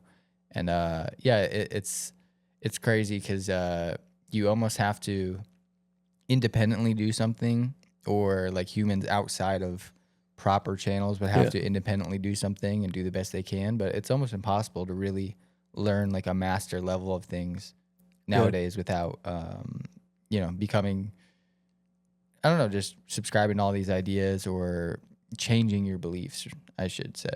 Yeah. So, yeah, that sucks. Yeah, dude. I don't know. It's very interesting topics that we've gotten into, but yeah, some good stuff. I'm trying to think of, there was something else I wanted to talk about in regards to, hold on, let me pull it up real quick. That up. There's just, I don't know, there's just so much going on. There's always so much going on. And I hate it sometimes because I cannot keep up whatsoever. Even the X stuff is, there's so much on there that's stupid and I want to respond to, but it's just like, you know what? I don't have the energy for it. So this was one thing I was going to talk about. So the U.S., the reason that I brought the USAID thing with Ukraine, so Politico ran a review that said USAID official tells remaining staffers shred and burn all of your documents. So it's like, why are people being told to shred? Anyway, so that's where that stemmed from. Okay. Something else I saw is that potentially scientists have developed a revolutionary skin-like hydrogel that can heal wounds at an incredibly fast rate. This advanced material is designed to repair 90% of a wound with just 4 hours and achieve full healing in 24 hours. So it's like Wolverine lotion. Yeah. So, but for me, it's like, okay, why would they release that, right? So they've been harnessing this technology, and now they tell people, hey, this could be a thing in the future. But then when it's monetized, now you're going to have to pay for it. Because basically, if you're saying, hey, we can heal, you cut your hand open or your leg open or something, and you can heal that in 24 hours, but it's going to cost you. That there was a Black Mirror episode like that. Really? Where I want to say it was almost like a 2-planet thing also, where there was like 2 Earths. There was one Earth for all the poor people, and it just sucks. And then there's the rich people Earth. Yeah. And they all have these nice luxury houses, but they all have a pod that they could sleep in. That's where they do sleep. But it just repairs all your cells and it does all this stuff overnight. And just there's no sickness, disease, or death for any of these rich people. There's a movie like that too with Matt Damon, I think. Is there? Where he has like a thing that like plugs in the back of your head. He drives like a GTR in it. I don't know if I've seen this. Oh, but it's a same thing, class society, where like you're trying to get to this class because they have this bed that you lay on, and it like scans your whole body. It takes like 4 hours, but then it fully heals you if you have like cancer or disease or bone or broken or whatever. It like scans you and fully like repairs everything. It's pretty sick. Yeah, and there's also a reason why shows like Black Mirror exist. Yeah. And I think it goes back to what we were talking about in this episode, where they're trying to tell people that this is a reality, but it's also to tell people like this could already be happening or you're never going to experience it. Do you think time travel is at all at play or possible? I think like the idea of the wormhole, kind of like Interstellar, we've seen where it's like you're able to manipulate space. I could see that. I don't think like curving it, you mean? Yeah, I see like Star Wars, like hyperspeed. I don't think that's a thing. Like because that would kill you of like going that fast unless you have anti-gravity. Well, that's like teleportation or like wormhole travel or whatever. But I'm talking about like time travel, literal time. Oh, I would say I don't think you can go in the past, but like I would understand if you're able to go in the future. Yeah, I could see how that would make sense.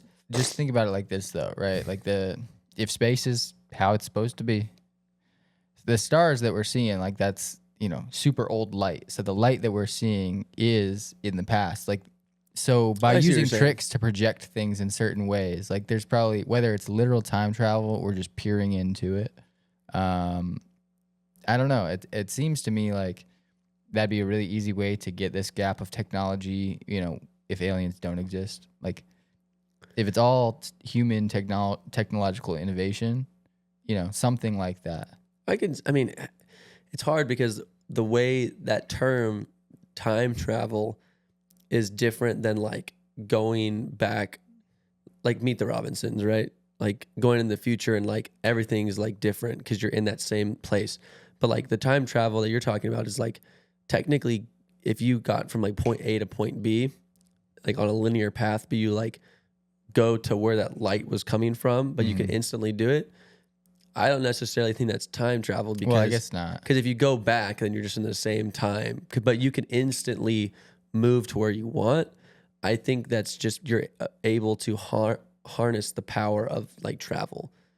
Like I forget where I got it from, but somewhere somebody was talking about like, what if you could go into history, like in VR, like visit, you could, from every single perspective, from every single person, you could live history from any historical figure's perspective, sort of like Assassin's Creed. You go into like the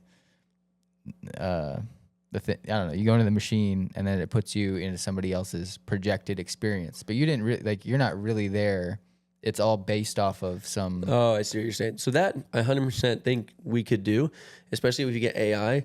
And especially if there is such thing as reading like DNA, and if DNA harnesses any memory capabilities. Yeah, and they say it does. So if that's the case, then 100% you could make, it would have to be VR, basically like Assassin's Creed. And it would be hard though, because you'd have to have a lot of DNA.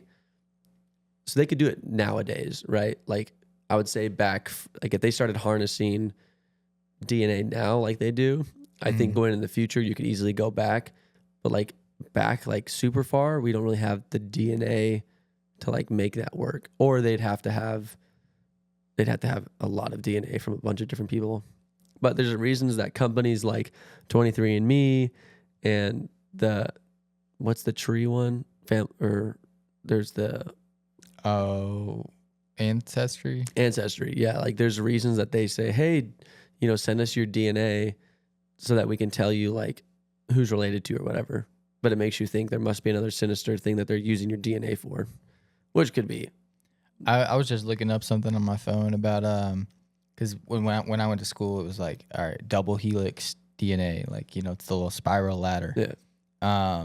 But there's all this talk about how they've been finding triple helix DNA in several humans in like the last 10 years or so. What's that? And that's just like that's what I have no idea. That's What weird. is that?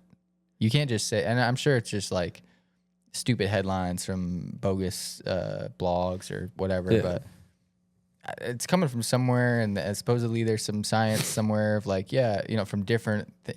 They're probably researching this and they don't even know what it means, basically. Yeah. But because you have cells that have memory. There's a reason that your cells are able to regrow a cut, or they're able to do stuff. So it's like if you're able to harness memory of like what somebody was doing, what they were used to doing. Okay, there was strain here and here. Maybe that meant they threw a baseball, right, or stuff like that. Like you could technically harness all of that, but it'd be hard to go back because like you don't have that DNA. Okay, so then what if they're able to, like, let's say, just for sake of people, JFK. Yeah. He's dead. He's gone. You can't get his DNA, but look, he's got relatives. What if RFK, gave a sample somehow and allowed people to extrapolate the DNA there and somehow are able to go into, shared memory or, something to where they can really get all the attributes of that person, right? Basically, they could do this to anybody throughout history as long as there's a relative or enough to culminate from. And what if they could get sort of like injectable injections that you like can get their DNA also? I don't know how long it would last or whatever. But you would get the attributes as well too, like the muscle memory, everything. Not everything, but a lot. I mean, I could see that, but at the end of the day, then it goes back to that conversation we were just having about China making like flesh-like robots, and like, can you then inject that into that person? Oh, that's crazy. Yeah. Yeah, you can basically, because at that point you can make a clone of yourself. You can. If you're just, because the whole point is your mind, and if you can inject your mind into something else, then you can make 4,000 of you, and then they could all, I mean, because at that point, you look at something as small as running a business, you make 4,000 of somebody who knows how to run a business. Oh, yeah. And the efficiency is just there. So, but at the end of it, that's just, I don't know, that's a weird topic. But I never saw it, but do you remember that movie Surrogates? I think it was a Bruce Willis movie. Never saw it. But it was like the world is now nobody leaves their house, but everybody leaves their house in the form of a surrogate robot that they pilot. And so, this goes with a lot of other things, but like nobody knows what you truly look like or any of that type of stuff. There's a level of anonymity to it, but also it's like, I mean, that seems so feasible. I always talk about how pretty soon everybody's going to have a drone. They're going to send their drones to do all this stuff. Yeah, that's probably the next step, to like have a actual placeholder humanoid type thing. Yeah. I could definitely see that. I mean, if there was a Tesla or an X robot that, a couple generations down the line, you could insert your own custom AI or something to even do something for you without you having to pilot it. Like, everybody would be doing that. Oh, yeah. I mean, I'd love it. people, I mean, yeah, you start looking at, But then it goes into the like psyop thing of like that's what they want people to do is they want people to Of be course. fully controlled and go stay at home. We want you to stay at home. Like, But also, it's like, okay, yeah, they want people to be fully controlled, but then they want anybody that doesn't want to be fully controlled to not be fully controlled. So they're singled out and isolated. Like, the smartest thing to do is to pretend you're not in the Matrix. You know what I mean? oh yeah, And you have to know what I mean and keep that up and like keep playing that stupid game. yeah, And that gets tough because you'll forget your place in things sometimes. Yeah. And it's like a calculated risk. But yeah, I think you almost have to accept some of the stuff. I don't know. Like, if you wanted to do anything about it, you're just going to have to lie to it all the time and be a really good actor and like convince yourself. You know what I mean? It sucks. yeah, It's instead of being their prisoner, you become a prisoner to yourself so that at least you hold the key. That's really the only out I see. Because like technology is going to move forward. I mean, it's going crazy right now. 10, 15 years from now, I can't even imagine what the new thing that's coming out. yeah. I mean, it has to be augmented reality or VR or something. I don't know. I think this. I mean, we talked about. So wouldn't you do that though? Like if they were like, hey, you know, we can literally Neuralink hook you into anything. I wouldn't. Because like, why? Like for me, there's the reason why people, in my mind, if it's an op, the reason why people are going to do it is because they're looking for something that they can't find in the real world. And for me, it's like they're going to go looking and they're going to go right down that rabbit hole and they're never going to come out. Because what they're looking for, they're going to keep searching what they're looking for. And if you're in that world, then you're going to forget that you're in that world. And then you're always going to be looking. Perhaps. I see that angle, but some people would say that books are the same way.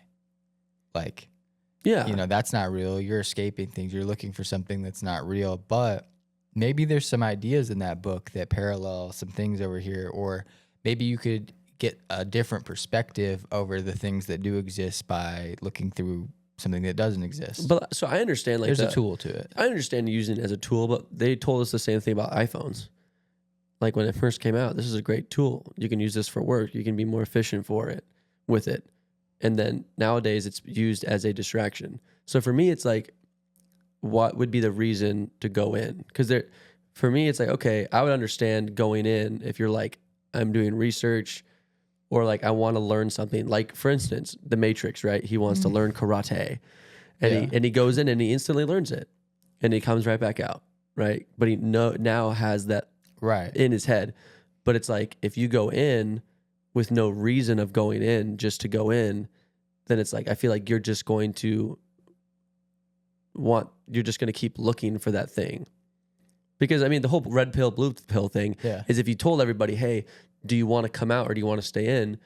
People, just like an iPhone, you could say, hey, like if somebody came up and said, hey, that iPhone is actually poisonous to you. Like you don't need that. How many people would be like, you're right. Here you go. Like, I don't want this. A lot of people would choose to stay in it. Like even though, because the whole realization is like, do I need to be in here? And then it's like a battle in their head. Do I need to stay in it? Do I not need it? Why am I actually in here? And then it causes them to make that decision of like, well, I'm just going to stay just because or whatever. I think people are incapable of making decisions. That's all it is. It's like one's the hard decision and you're already making the easy one. Okay, just ignore me. That's the answer. Just ignore it and and that's almost not even like a real thought process. You just it's like almost waking up and then going, nah. It's like you get real close to waking up and hearing whatever that was, or like realizing you're stuck in this thing. But and I also it's think, so easy to stay. Because we were talking about the whole GTA 6 thing, which I think is going to be a lot bigger than a lot of people think. That's coming out. And I think, kind of like that conversation we had in that previous episode, is that everything's going to come at a lot of people so fast that they're going to forget, and they're just going to not want to. Because like if you do something slow, right? Like for instance, you can look at politics, right? Like Trump didn't do everything slow. He did everything at one time, super fast. so that no one could conquer his mission of what he's trying to do, right?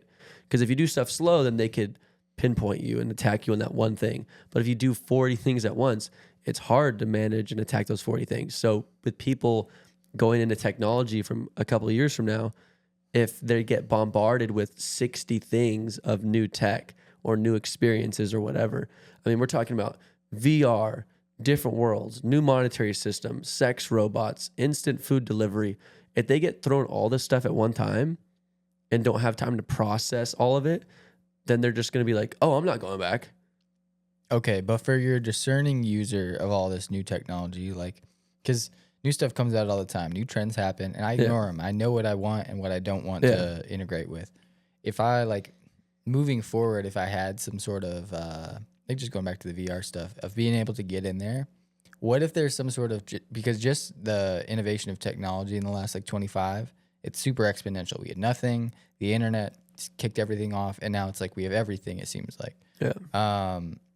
What if well, there's a benefit that we have like mentally on a human level, like we've sort of moved up a level just off of having the technology and the way we can communicate and learn and all these tools we have. So if you really used it the way that you could, like if you just really explored what's possible, if you have the ability, I wonder what like effects mentally would come out of that too. If there's maybe, I don't know, just something to be gained from like, I don't know. It's all scenario stuff, right? Like it's 50-50. Like you need to come out of that you can't stay in that thing. But like you go in and do these deep dives. It's almost like meditation. You know, it's like you do, and that's what meditation is, sort of. But it almost becomes the opposite. It's like people you are clear your mind, but it's out here now. Yeah, I mean, people are going to use it to get their creative energy, their creative energy out, right? Like it's a very big scale compared to I'm going to open this box of Legos and build this thing so I can get my creative energy out, and then I go do my other stuff. So I could see people using it for two reasons, either for research purposes or to make yourself smarter, right? Because if you can harness information, especially if you have Neuralink and you're able to maintain that information that you learn, then I could see people using it to go in, learn, get back out. But some people are going to be, oh, I'm staying in here. Like I'm not coming back out. And I think that's going to be when they're no longer learning. They're just going to allow their self and their mind to be destroyed by, like the guilty pleasures or whatever. Like it's tough because I think there's going to be people that go in and it's just like using the cheat codes in GTA. Yeah. It's like getting on there, not really trying to do anything. You're not going to play the game for real, but you could drive any car you want. You can, you'll never die. You have unlimited money. Like you could live in that, but how boring is that? I think the real idea is to, one, challenge yourself in a variety of ways that you'd never be challenged in the real world. Get a bunch of perspectives that you can't get. Like, a lot of people don't know what it's like to be a CEO and be responsible for all these different things, right? Yep. It's like if we all experienced as many perspectives as we could, how much better would our interactions be with each other because we have so much more understanding and we can all relate on things that maybe we've virtually experienced together that, so even like two people that traditionally it's like you're this type of person, they're that type of person, you get into these type of things, they get into those type of things. Those two things don't have much overlap because you've ventured outside of what your actual thing is, out of curiosity, out of exploration. Like you don't pigeonhole yourself so much, and everybody's more open but less judgmental at the same time, but they don't care either, we're already sort of moving towards that, like just with TikTok, I feel like the judgment has gone way down. Like, okay, be a weirdo. We don't care. Like, whatever you want to do, you want to be goofy, be goofy, Yeah. As long as somebody's doing something productive in some sort of way, we go, oh, okay, cool. You're being successful. You're taking advantage of this tool in whatever weird, goofy, stupid way you want to do. So, I don't know. Because we have those ups and downs, too, of like, everything is super fast food oriented. Like everything we consume media wise is like all dumbed down and watered down. It's just like anybody can succeed, and it's easy, but that's not the truth. It's like all of a sudden there's no good anything, and then what do we get? A bunch of people that are really going to do something, and now it's like, I don't know. It's like everybody's quiet because nobody's really talking about anything. So it's like somebody that really wants to talk could really talk, right? We're kind of in that phase right now, I think, where we're getting out of that watered down fast food era. We're getting into the super focused, like, you know, real performers out there that are like, I could do this thing. I'm going to do this thing. Here's how I'm going to do it. Here's my results. Okay, great. You know? Yeah. But yeah, it's all just, you know, red pill, blue pill at the end of the day, whatever you want to do. And that's a personal choice. Yeah.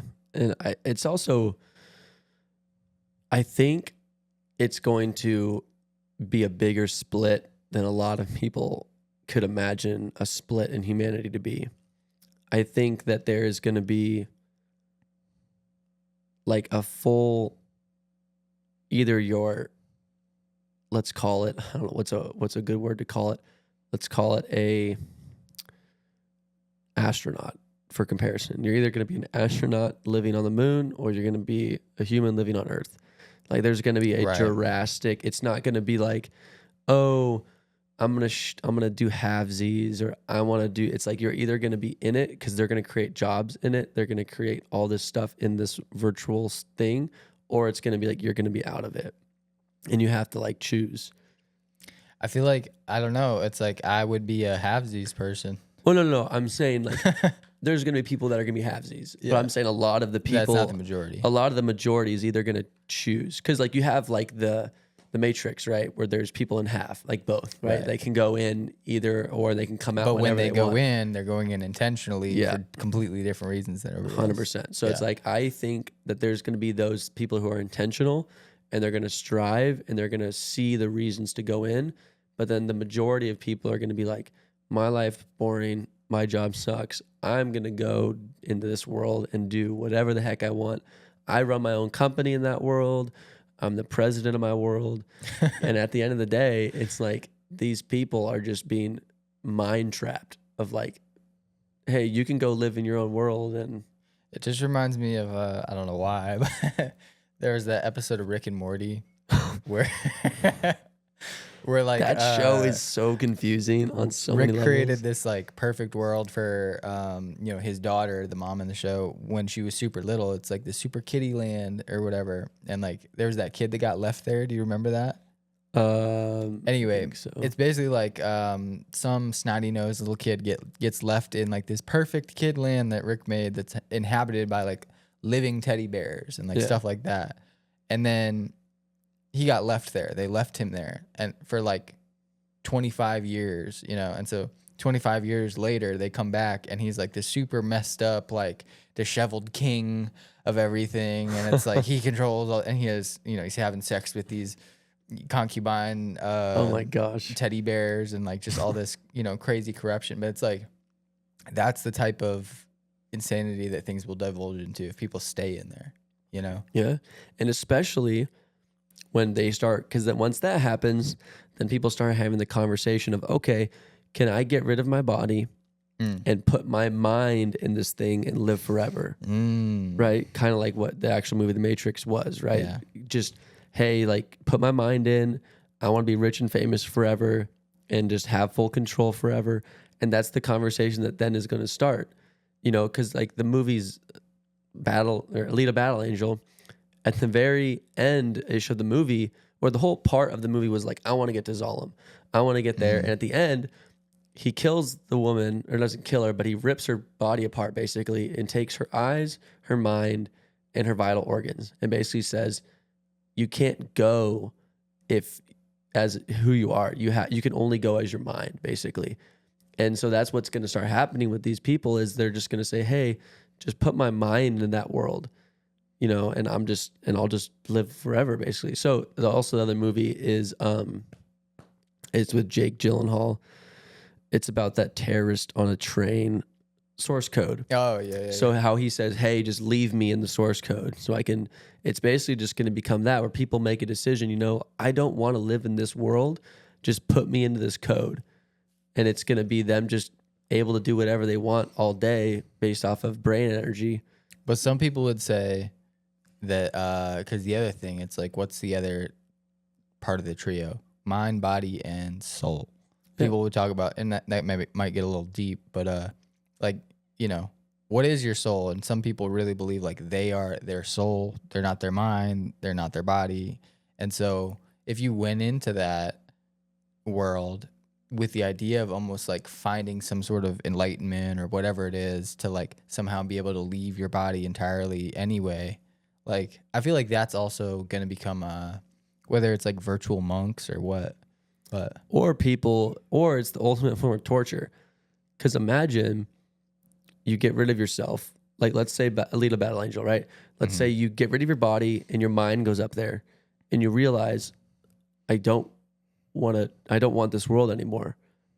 You can't go back. no. And it's like, I think then it becomes a prison forever. Well, also, okay, so you could either be plugged in, That'd be an interesting permanently Marvel movie, by the and way. still have your body, and it's just in some tank, and you're being, kept alive. Or, yeah, if you want to get rid of your body, here's the thing, though. What if it's just sort of like artificial consciousness that is a copy of yours that is created, and the second it's created, you think you are it, but it's like they're just gonna kill you. Yeah. You are just now a virtual memory. And there was a Black Mirror episode about that too. Yeah. I mean, to me, that's at the end of the day, what I would see it as is a way. I mean, going back to like, they want to reduce population. If you tell people, because who's going to know if you're still alive? All they say is, hey, we're just going to put your brain in this. Nobody's looking for you. Literally. They're and busy. all they have to say is, oh yeah, this person's right here. You can talk to Sam. Right. And it's like, but how do I know if Sam's actually alive there? How do I know how do I know that brain is his? How do I know that brain is real? How do I know that like you didn't just kill him before you put that, so then it opens that conversation. But I mean, it's all, yeah. That's hilarious. That'd be a crazy movie to make about somebody who's like going through that process and then figures out that they're just killing everybody. Oh, that would suck, dude. I mean, yeah. I mean, that's rough. But also, what a great solution for them. Yeah. People would literally line up to kill themselves. And then, I don't know if there's a benefit to having the virtual version of them, but nobody else is looking for them for sure. So I think the only way it really makes sense is if you look at the movie Avatar, or they lay down in that bed, and then they become an actual physical thing, but the brain transfer happened. Yeah, I think that's the only way people would actually get on board with it, especially if you could go to like a different planet, kind of like how that movie is. If you basically said, hey, we created this, let's say it's either a robot or a humanoid or something, and that's the way to like get to that planet and live your own life. But you basically have your real body, and your real body is like in your home, just on this bed thing, but you get into it, and then your body's technically asleep. But while you're asleep, you can spend your other 8 hours in this other world. So that way you can wake up and you're like, all right, that was cool. I'll do it again tonight or whatever. See, that's where we're getting into the part where like, if we had the technology to, do it while you're sleeping or something like that, not waste your time, you still get your sleep, you still get all the regeneration. I mean, why wouldn't you? Everybody would. It's definitely a tool. Everybody would, especially if you're able to go hop into another body and fully not drain, like, because the whole point of you, well, it's like that one sleeps while this one sleeps. Yeah, but like you need to sleep, right? So it's like then the argument is like, okay, your brain is fully being used all the time. Like, how do you, because then you have to access, okay, this is in dream sleep, and then how do you? It's a bunch of like crazy science that has to go into that. But if you're able to do that, then you don't have. You could either use yourself as like, I'm gonna do my chores, or you could be like, I'm gonna go to a different planet and enjoy life on that planet, and then have like a dual life, basically. Imagine this. So you can download information to your brain, and it could be like just like the Kung Fu thing where you just like become a master Kung Fu. But what if it was more like either it's a simulation that you would have to go into to learn it, and it's a very surreal thing. Like it's almost like a memory of somebody that really did it, but Yeah. like you're in there, so you just your DNA memory latches onto Yeah. that. It either something like that, or oh, I forgot where I was going. Oh, like they're literally selling it though, as a maybe just a download, right? Mhm. So you can just download Okay. this thing instantly, but it's like you're gonna have to pay whatever it is. Yeah. And then I wonder, okay, if it's the download system, and everybody can download these things, but they just cost to whatever they cost. Maybe you have to go certain places to get certain ones. There could be a variety of them. But then what happens when there's patches to these, like a video game Yeah. patch? It's just a funny idea of like getting into a fist fight, and it's like You don't have the new update. you don't have the new update, and he's got it, you know. And yeah, it's just funny to think about.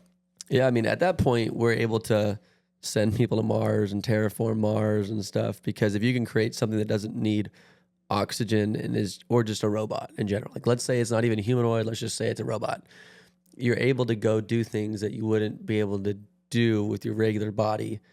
Like you could swim down to the bottom of the ocean or whatever. Like the ideas are unlimited of what you could do in that type of world. Also, I'm just thinking like, man, going out to space, like if you could pilot some sort of space robot, Yeah. and literally just explore. I mean, that might be one. That might be one that you like. I don't know.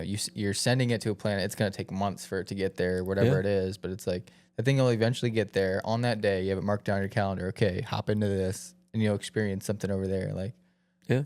there's a lot of different. And even like back to the surrogate movie sort of thing, like where people are connecting to a surrogate robot that goes to work for them. Yeah. It's like maybe these robots are stronger than you are. They have all these different things. It would probably be more productive. But Yeah. I mean, just robots are easier for companies. Oh yeah, especially because then a company will hire you to work at night while you're sleeping. Oh wow. Yeah. So then, but then, okay, leads me to something that I actually believe people want to do, or that the society is dragging us to, right? They want people to be fully focused on entertainment and not have to work. Right. So it's like, if you're able to somehow generate money while you're sleeping, so it doesn't affect you at all, then when you wake up, you don't have to do anything. You're just living your life being entertained, right? And then you can spend that money that you're making while you're asleep on your entertainment, right? And then you have a full day of entertainment instead of I have to go work and I have to do all this stuff. So then it's like the markets explode, because then all the work is being done efficiently, right? Because you have strong robots or whatever is doing the actual work, but you're the one controlling it. But then when you wake up, everyone's just like, no one has to work. I almost don't like that, because it's like right now people have to go to work and they're like, you know, not that it all sucks, but it's like, oh, it sucks, I have to go to work. And then there's part of it where they're like a human at work. So it's like when you go to places, you can empathize with the human and do all this Yeah. stuff. But if everybody was working overnight in this thing, they don't even really realize they're working. And you know, it's Well, like, I'm saying working in the sense of like stocking shelves or cleaning or doing stuff that you don't need human interaction but would you with. literally even remember that? Are you active in doing that? Yeah. You'd be fully active in doing Oh. it. Well, But- I mean, But the okay. whole point is you're in dream sleep. So it's just a mind thing. It's like you'd be bored, but the whole point is, I'm doing this now. So when I wake up, I can actually go do these things. Like it's one of those things where it's like, if you didn't have to sleep, you have to work at some point. Like, but you'd be like, oh, I can just work these 8 hours during this day, but then I can just do whatever I want for the other. I really hate the super entertainment focused like stuff they're pushing. Like it really seems like, yeah, it's all entertainment, it's all junk, it's all just pollution of the body and mind. Yeah. And I hate it. I absolutely hate it. Because like when we're surrounded by all that stuff, everybody else is into it. I'm not into it. And so like I feel like I live a baby version of what we're talking about, like with the Yeah. future of where everybody else is plugged in and I'm like not. And you know, I'm probably a halfie though. I do plug in here or there, but I have to purposely plug in, and it's like it's not the same. It's like Yeah. it just comes to them. They're scrolling through it, and it's like it's dumb, but they're gonna get a lot more of whatever that is. And that's where everybody's mind is at. So to interact with people, it's like you gotta know that space. And for somebody that's not super, just into crap, like it sucks. It's tiring a little bit. I like where people are, because the focus of the rest of everybody else in my country or in the world, I guess, is not on productive anything. And so if you want to be on productive anything, it's like kind of a challenge, Yeah. I think people at that point would just make their choice, and they would just say, I want that life, or I don't want that I think life. most people already have, is the crazy part. Yeah. It's also the desire people have to live that life. Like they would instantly do it, especially it's a start over for a lot of people. Yeah. Like if your situation's crappy in real life, you're able to go do something in a different life, or it's like, I want to go do something that I can't do now. Like in the sense of like the movie Avatar, the dude's in a wheelchair. Right. Right. And he can now go run and walk. So it's like, I think that's what it would turn into, is I'm going to go do something that I wouldn't have been able to do before. But I don't know. I think my perspective is just so much different though, than most people, but also than what it used to be, because like I'm just at the point in my life where I'm like, I don't have a need to be entertained or any of these things. Like I have a need for, helping and improving, and whether it's myself or others or anything, it's like I have a need to actually progress on things, right? Yeah. And for a lot of people, that's just not there, and especially for kids, right? It's like it's not there. You don't know that you need to. You don't know why you would want to do any of these things. It seems like stupid adult stuff until you get there and you realize like the whys that nobody wants to explain. But for kids that just grow up and they haven't like gotten to the point where they've been able to figure out the whys for themselves, and so they don't have control over their circumstances, and they don't know why either. Yeah. And now they have this one thing that it's so easy for them to get trapped in that. And who knows what's going on already? Like, like who knows what's going on in Roblox right now? Like it's madness over there, guaranteed. Seriously. There's something crazy going on over there. But what happens when there's more available virtual versions of that are like even more crazied out, like GTA 6 on steroids, VR 7. I mean, I've seen it in Minecraft. I mean, when you start having these different servers, it eventually is that in a small level. Yeah. But it's just going to get so much bigger. And again, like even if it's not GTA 6, but it's GTA 7, like there's going to be a game in the future where these people who are streamers and content creators, that's going to be their life. Yeah. And they're going to realize, hey, I'm just going to go to sleep for 8 hours and get a walking treadmill at my desk, and that's my exercise while I play this game.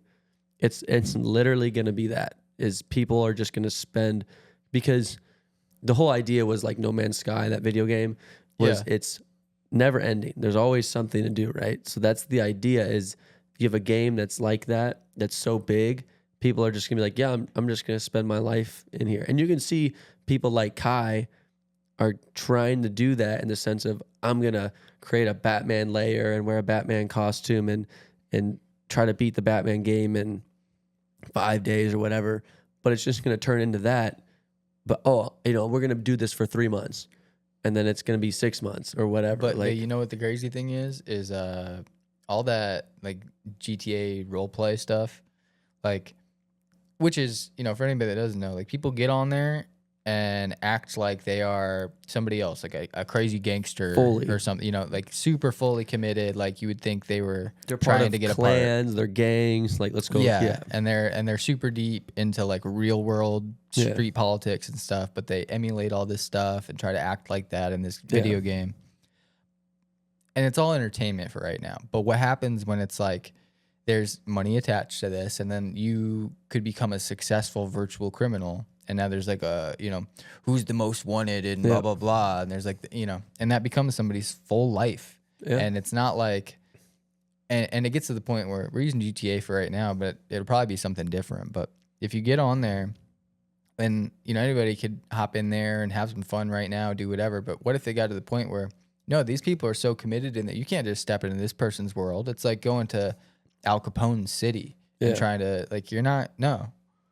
This dude runs this place. He's committed. He's put the time, the work, everything. He's got the money. And yeah, that's just an interesting idea too, because I think that's the incentive for a lot of people. Because like we were talking about how there's these psyops of like, you could do this, you could become this, but they're sort of don't really pan out because the actuality doesn't exist. If it's there virtually and they could get money attached to it, like bought and sold, everybody would be on that. Yeah. And then you start thinking about they're going to take, kind of like you were just saying, politics in there. Like there's going to be, oh, let's vote for our own president in here, right? Like, because think about it. You have all these streamers, right? And then if you're able to say, hey, this person's going to be the president, it starts as a troll, right? It's going to start as a troll. And then it's going to be like, okay, who can assassinate the president in here or whatever, right? Like there's going to be all of this structure that's going to be eventually developed over time of like, who's the best player in this? Or, you know, oh, I need to hire somebody who's really good at customizing vehicles in this game or whatever. There's going to be a full economy, society built into this game. And people, I mean, from what I've seen, a lot of like the imagination is lacking in the world. Like people just don't, they put off imagination for somebody else to do. And they're just there to enjoy the ride. And it's like, if you get rid of all that creativity and you focus and you have all the creativity based on somebody outside the game and they say, okay, this is how you can be creative inside the game, then no one's going to want to think outside of it besides inside of it. Because they're like, oh, why be creative outside when I can just be creative inside? And it's going to create this giant society and culture and everything in the game. Because you hear like new languages are going to start to emerge and stuff. Yeah. And like, that'll be interesting. Because think about all the slang. Where's all the slang come from? It's going somewhere too. It comes from streamers. It comes from kids. And it's like, that's going to happen in these games where there's going to be this own language. Side note. I feel like, you know, a lot of the quote unquote Gen Z slang and all this stuff, it's really funny because it's like, I don't know, my generation, like we came up with a lot of that stuff. And then these kids that like TikTokified it and made it popular to parents nowadays, they didn't understand what a lot of it meant and they interpret it way different. Yeah. Like a lot of people don't understand, you know, what was it? I mean, sus was a good one. I'm trying to remember. There's a good one I thought about. Cap, sus. Yeah, cap is a good one. I mean, oh, that's fire. Like there's bussin'. Yeah. They didn't understand what bussin' really meant and like where that comes from. It's prison, right?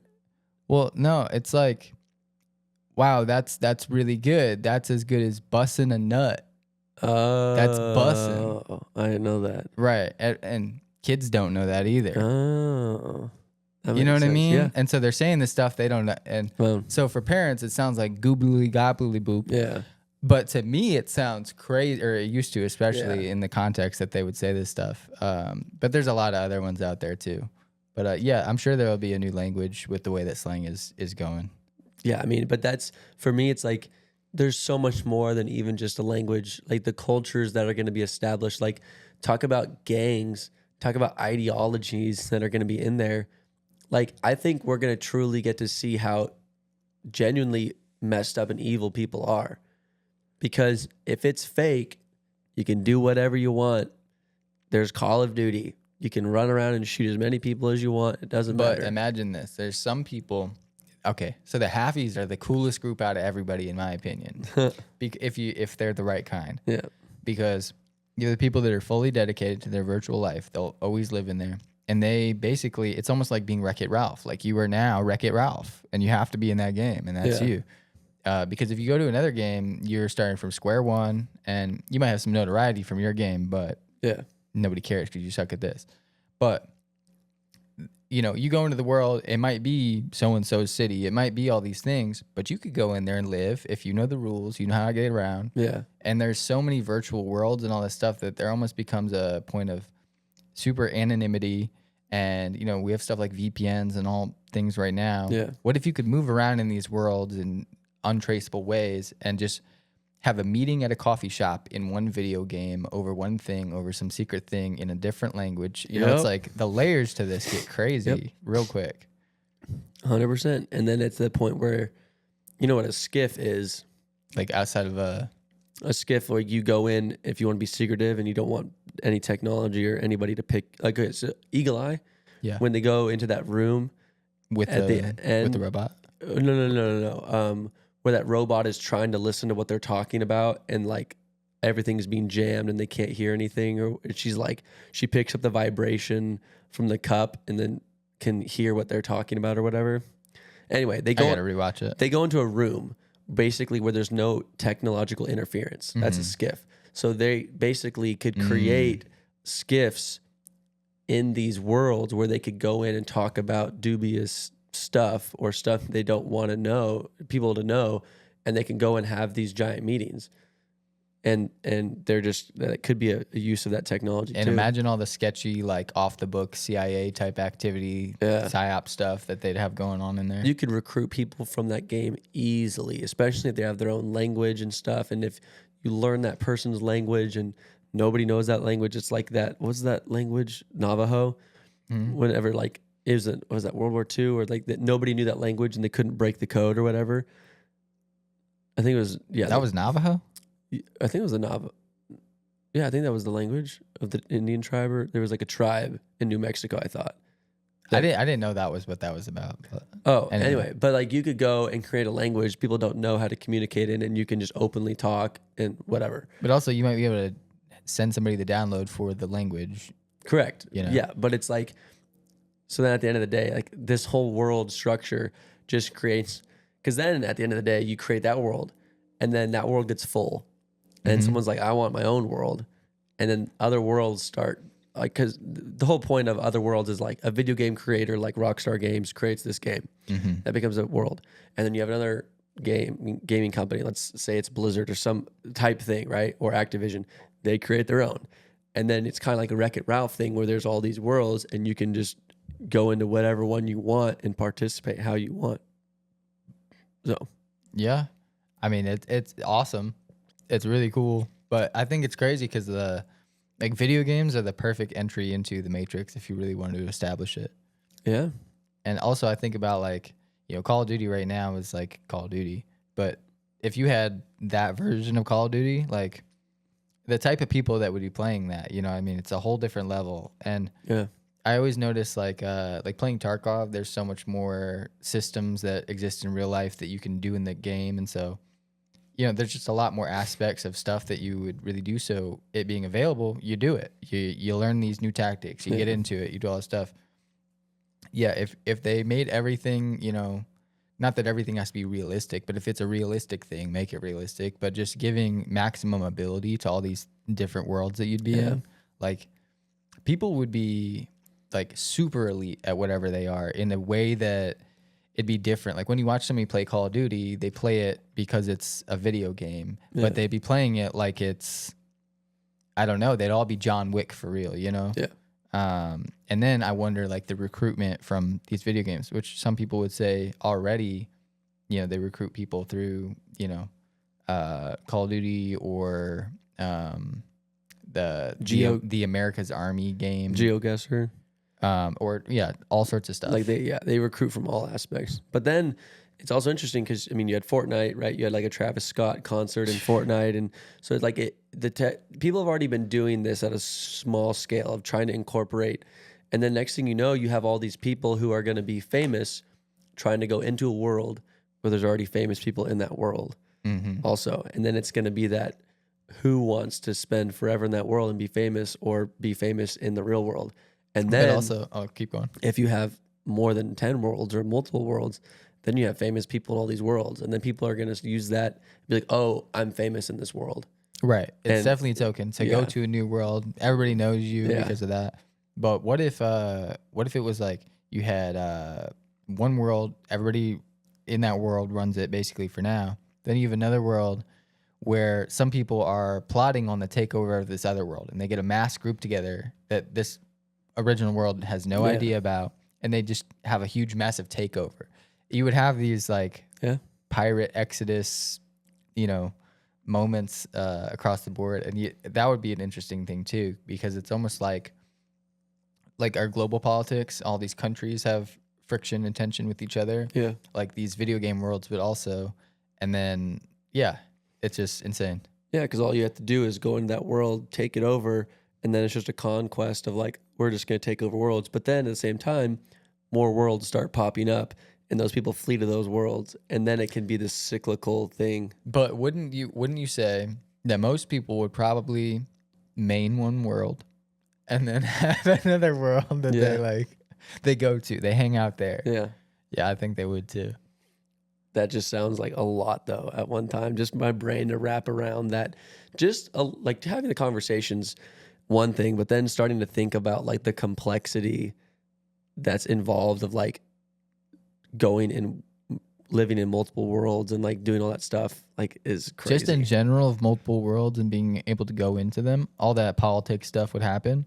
But you're not just going into worlds, you're going into worlds where people can do anything. Like they can, you know? So yeah, it's really interesting. And it's funny because it's all fake, right? Like that's all fake. Yeah. But it's so real at the same time. Yeah, because then imagine, I mean, obviously it's limited because you have electricity that's funding these worlds and stuff. But what happens if they're like, hey, sorry, this game has an update, or this world has an update, you can't play? The outrage that there would be. Or, hey, we're shutting down this game, or like a country in real life says, hey, you can't be a part, you can't play these games. Okay, but what if it's they're already starting to do this? No Man's Sky is a good example, because that world, there's no loading screens or anything. You can continue to just go anywhere you want, but it's like you move from one sort of server to the next without realizing it. It's like seamless servers. Oh, okay. So they're deleting, you're moving out of that once you move far enough away from it. But just like today we have construction, and it's like, oh, you can't go down there. That's all blocked off. They're tearing this down and building something new. They would do that in the game where it's just like, oh yeah, downtown is de-rendered today. Oh, so then you have to go somewhere else. Right. Right. Yeah, that makes sense. Yeah, I don't know. Just throwing that out there on how that might work. Dang. But yeah, man. You want to wrap it up there? That was a really good conversation. Yeah. I mean, make sure to check out our other episodes we've posted. We post one every Saturday. I think we've had a lot of really good conversations, including this one. So that was fun. Yeah, absolutely. If you're watching this on YouTube, don't forget to like and subscribe. See you guys. See ya.